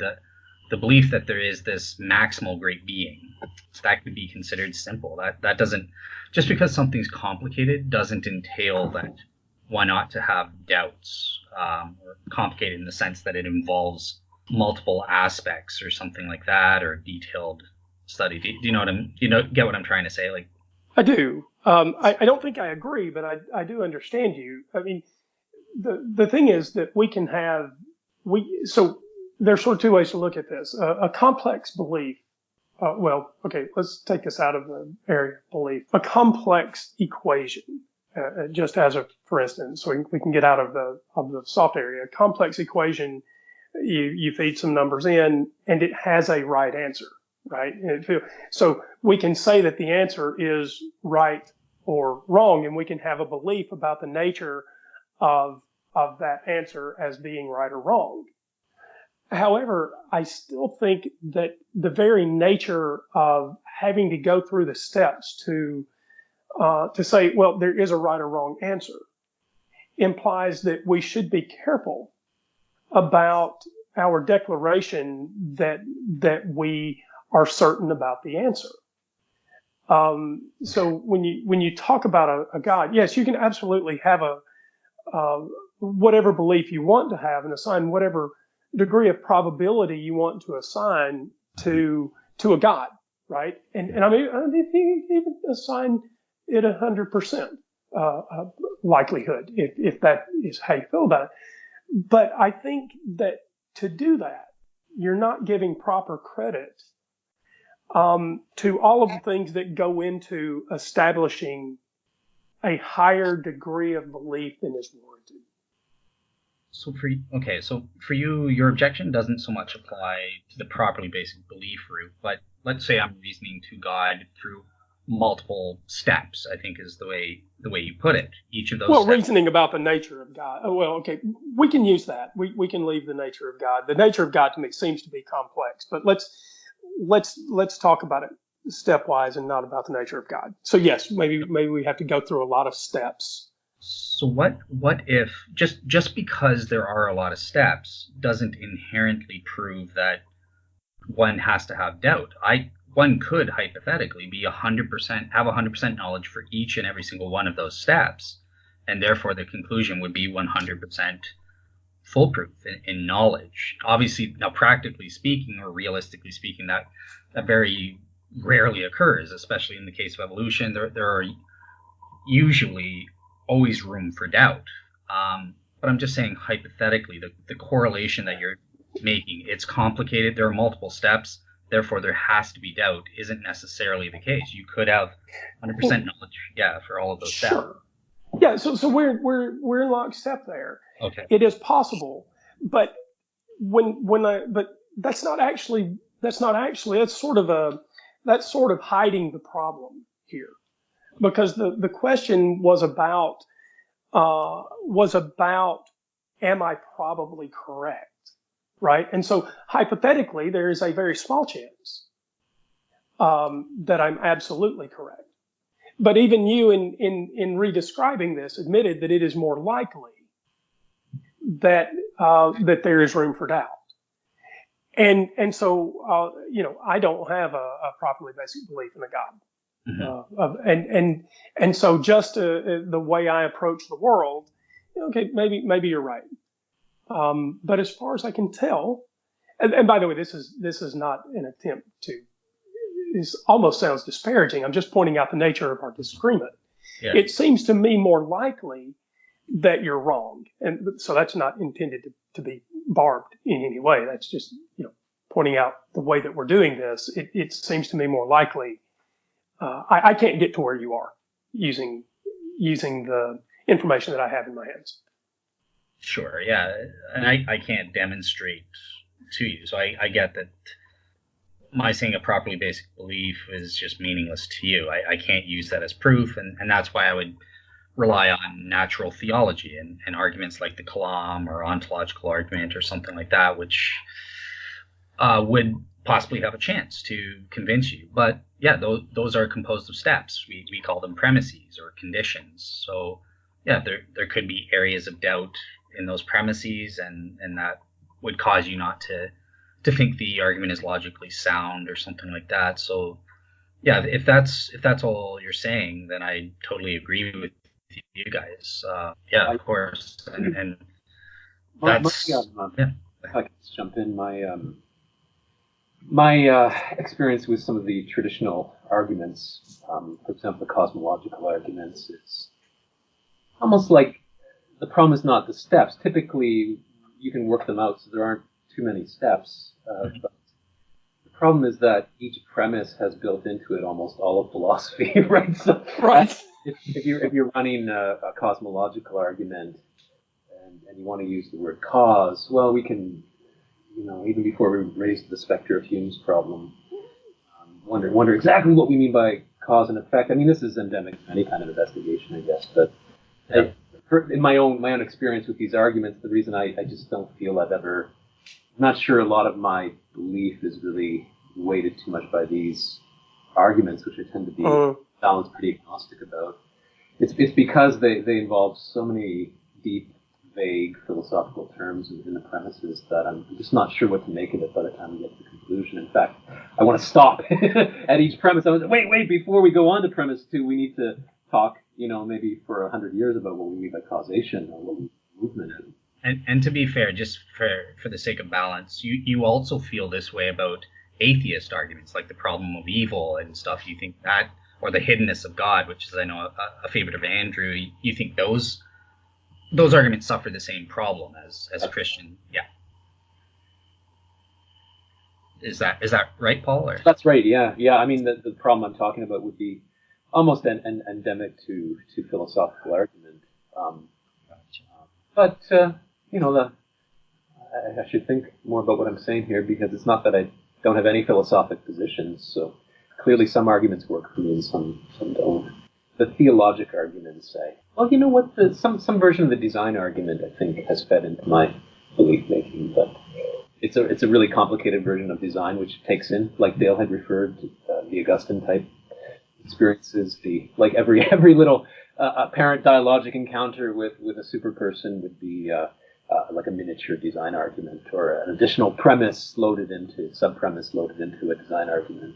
So I think that's played a life in my belief. But the cosmologic and ontologic, I'm not sure, or the moral argument, that they're interesting to talk about, but I don't think they've budged my belief in the needle either way. Okay, so I think we've covered one last question that I've written here, and that covers everything that I've got here. But so you sort of hinted at what wisdom is, and within the context of religion, what would you say is the difference between religious knowledge and religious wisdom, and how they sort of relate to each other? And just as sort of a quick follow-up, does true religious wisdom require a diviner source, a divine source, or something like that, in your opinion? Or wisdom versus knowledge. You know, the reductivist side of me wants to say, well, surely all wisdom would reduce to knowledge, but it would be a special subclass of knowledge, probably including what we'd call pragmatic knowledge. But that pragmatic knowledge would be knowledge about real-world changing conditions, and knowledge of valuable ends to pursue, and knowledge of the processes that get you to those ends. So, a lot of what we mean by wisdom, I think, could be captured with a few steps by. Would it be fair to categorize wisdom as the application of knowledge? I think that's a lot of it, eh? Yeah. Yeah, application of knowledge to creaturely ends, something like that. Maybe not just creaturely, but whatever. The ends of of experiences. Pragmatic. I sort of see it as the power of discernment. So perhaps you could say it's knowledge of how to discern religious knowledge or religious truths or something like that, or religious application or something like that. I actually like the way you said that as a subclass of knowledge. I'm gonna steal that for myself. Well, I really like this idea of discrimination being one of the key features of the wise. I like that a lot. I know in Sanskrit there's a term for that kind of discrimination that's characteristic of the wise. I think it's Vivek, the term for discrimination of the kind Dale's referring to, which I think it's reducible probably to knowledge. It's probably from long discerning experience, where the discerning came in again, but through that long experience, knowing how to distinguish. I like the example always of you're faced with a shelf of books and you have a free afternoon, and all you have to go on is the spines, the titles on the spines and the author's name maybe, and just look at the book. And somehow I like the idea that this kind of discriminatory power Dale's referring to would give you a good chance of picking the book most likely to lead to a fruitful afternoon of exploration. And then once you dive into that book, again, your power of discrimination will let you, from that book, choose 5 new doors or books to open.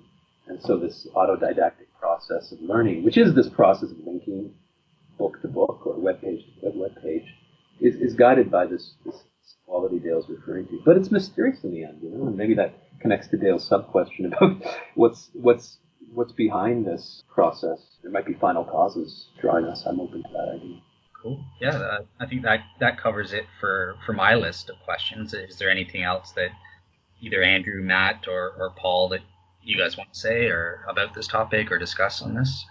I guess when Andrew was talking maybe 15 minutes back about all of the questions he has theologically, for example, the question about hell, is there a hell or is there not a hell?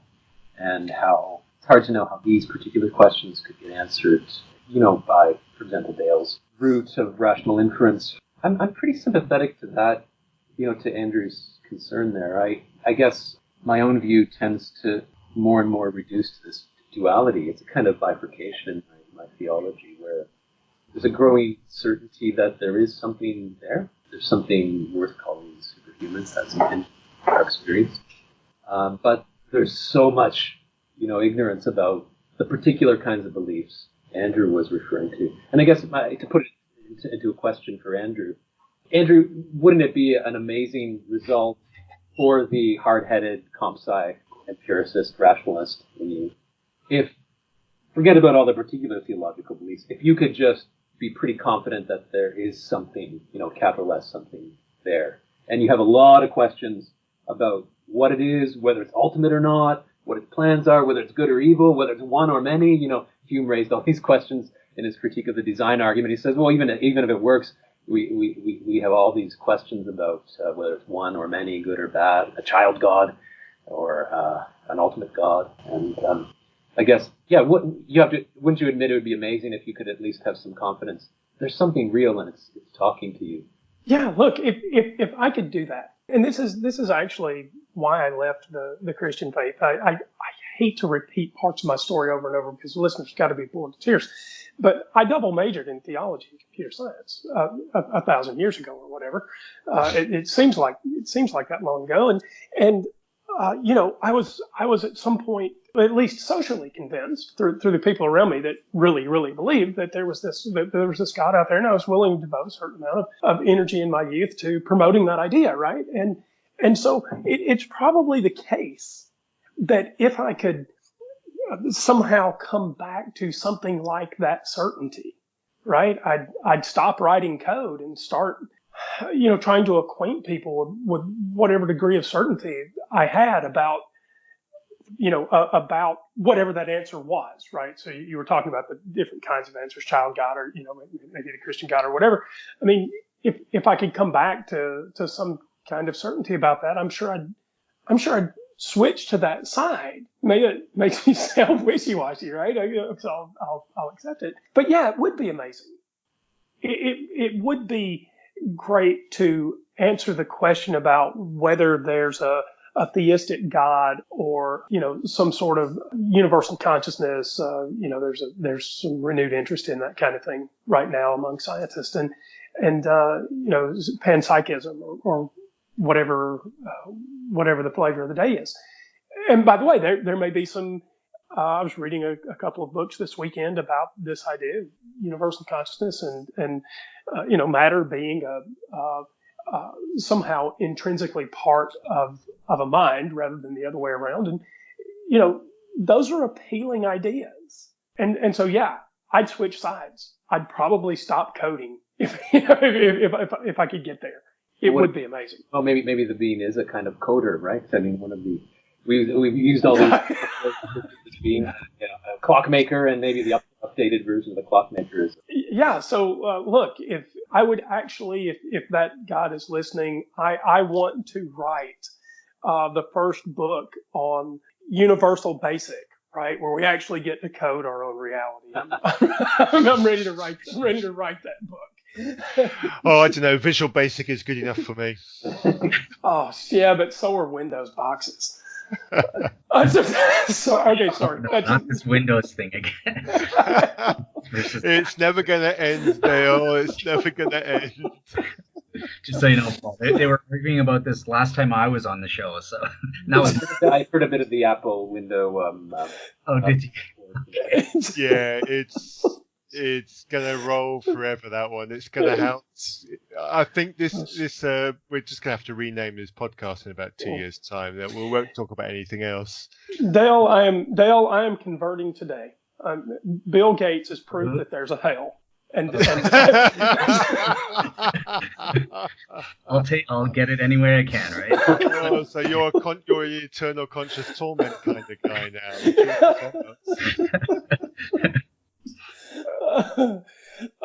Paul, I know that we're wrapping up, and I wanted to say that this was I expected this conversation to be something that really made me think a little bit and question some of my own assumptions. And I have been looking forward to this from the very beginning, and it was as pleasurable as I thought it would be. And so thank you. I realized there were portions of this that were probably sophomoric from your perspective, and I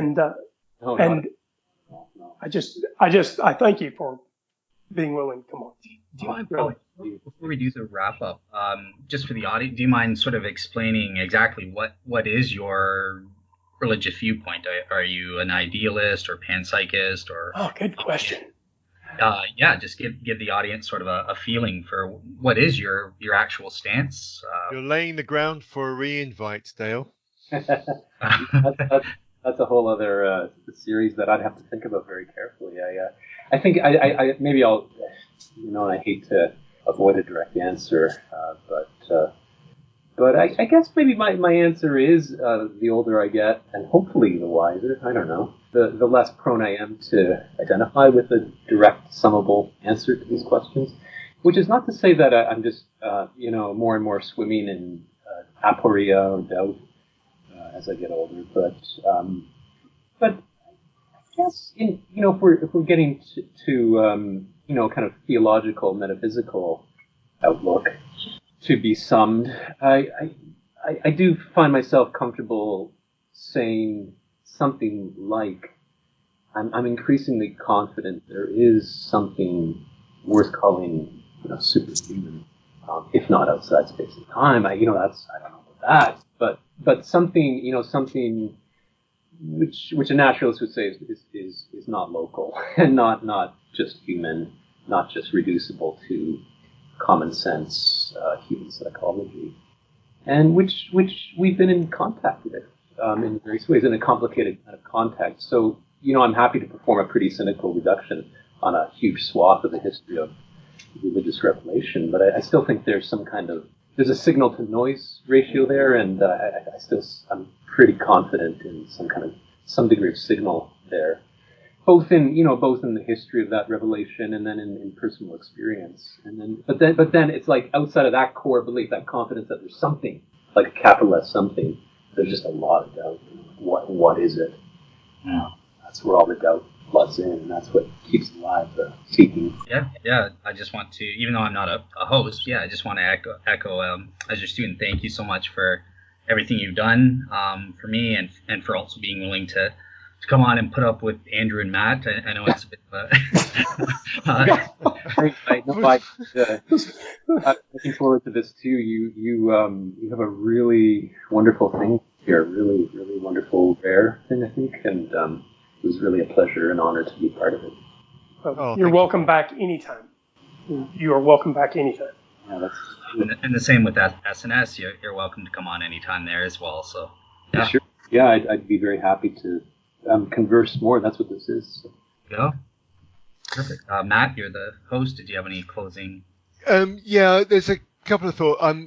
I was a huge fan of the Mythbusters, and they had a soundbite, which I think was actually in their opening credits, which was failure is always an option. And I think that's the attitude that I take to opinions that I have. I'm always prepared to accept that the conclusions that I've come to are faulty or wrong, or I have failed. So I just thought I'd throw that in there. But I have one final, slightly more light-hearted question for you, Paul. It comes in two parts. Do you watch The Good Place, and do you approve of their treatment of philosophy? That's excellent. Yeah, I've had so many students come up to me after class, usually on the first day or the last day of class, and ask me if I've watched this show. And I guess I should get around to checking it out, at least at this point. I haven't watched it yet, though I know a little bit about the premise, and I know one of the main characters is philosophy. Yeah. So there's stack loads of philosophy in there. It's just fabulous. It is. It's a great show. Oh, Dale. Yeah. I should. I would be remiss if I didn't say two things. First, welcome back to Ask an Atheist Anything. Thank you for helping set this show up. The listeners should know that this show didn't happen without you, and it didn't happen not only without you introducing us to Paul, but without your interaction in getting the time scheduled and getting the topics nailed down. And so thank you for helping produce this Ask an Atheist Anything. Oh, not a problem. Oh, And You're an honorary atheist, Dale. Welcome to the club. all right. Not sure how to react to that, but yeah, I'll take it. and the other thing is, without rehashing the opening of this show, what has gone on with the personal attack against you, because you have taken what is, I don't agree with the position, but I think it's logically consistent, and I'm willing to say that I would do things with much less certainty than you would. I stand in opposition to the sort of attack that has been following you around. So you are also welcome here anytime you'd like. Awesome. Yeah, I appreciate that. And same with you and Matt. You guys are welcome to come on SNS anytime you guys want as well.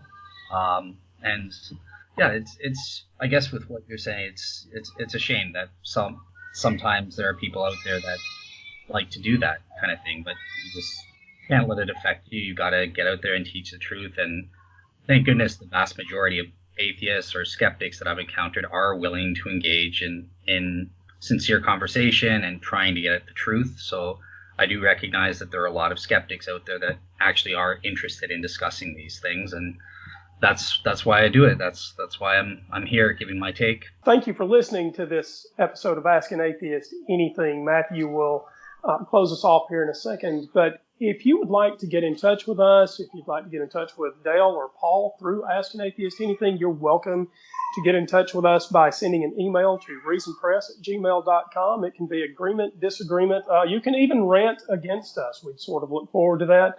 And if you'd like to send us a voice message in the show notes, in whatever podcast app you're using, you can touch a link in the show notes to actually send us a voice message. That voice message, it goes through the Anchor FM website, which is our podcast aggregator, and it works even on Windows and Android. So touch the link and say hello. We look forward to hearing from you. And this is Andrew Knight saying thanks for listening this week. And Matthew, it's back to you. Thank you, all of you. It's been a pleasurable 2 hours. It's been a bit over 2 hours, hasn't it? But yeah, thank you.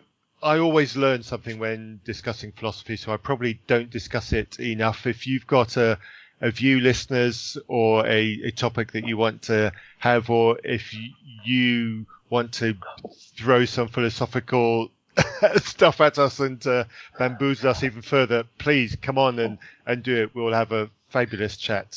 Until next time. We're remiss. I've done something wrong.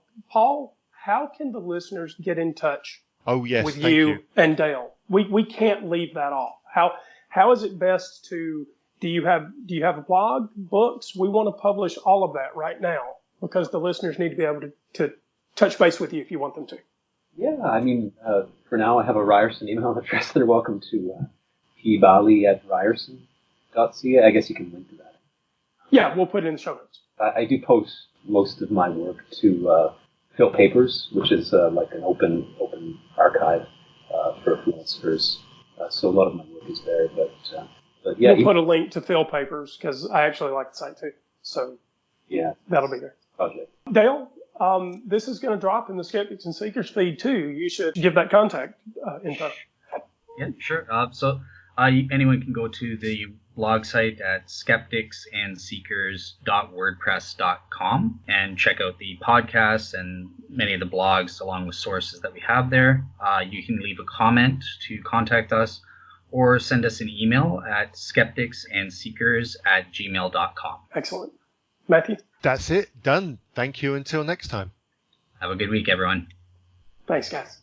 Thanks again for having me on. That's it for the show. I hope you guys enjoyed the talk with my professor. He was a great professor, so I was honored to have him come on and guest star. He's also up for coming on future shows on SNS and that sort of thing to share his knowledge. But yeah, thanks again to Andrew and Matt for having us on and having that great talk. And thanks to Paul for everything he's done for me. So have a great week, everyone. Bye-bye.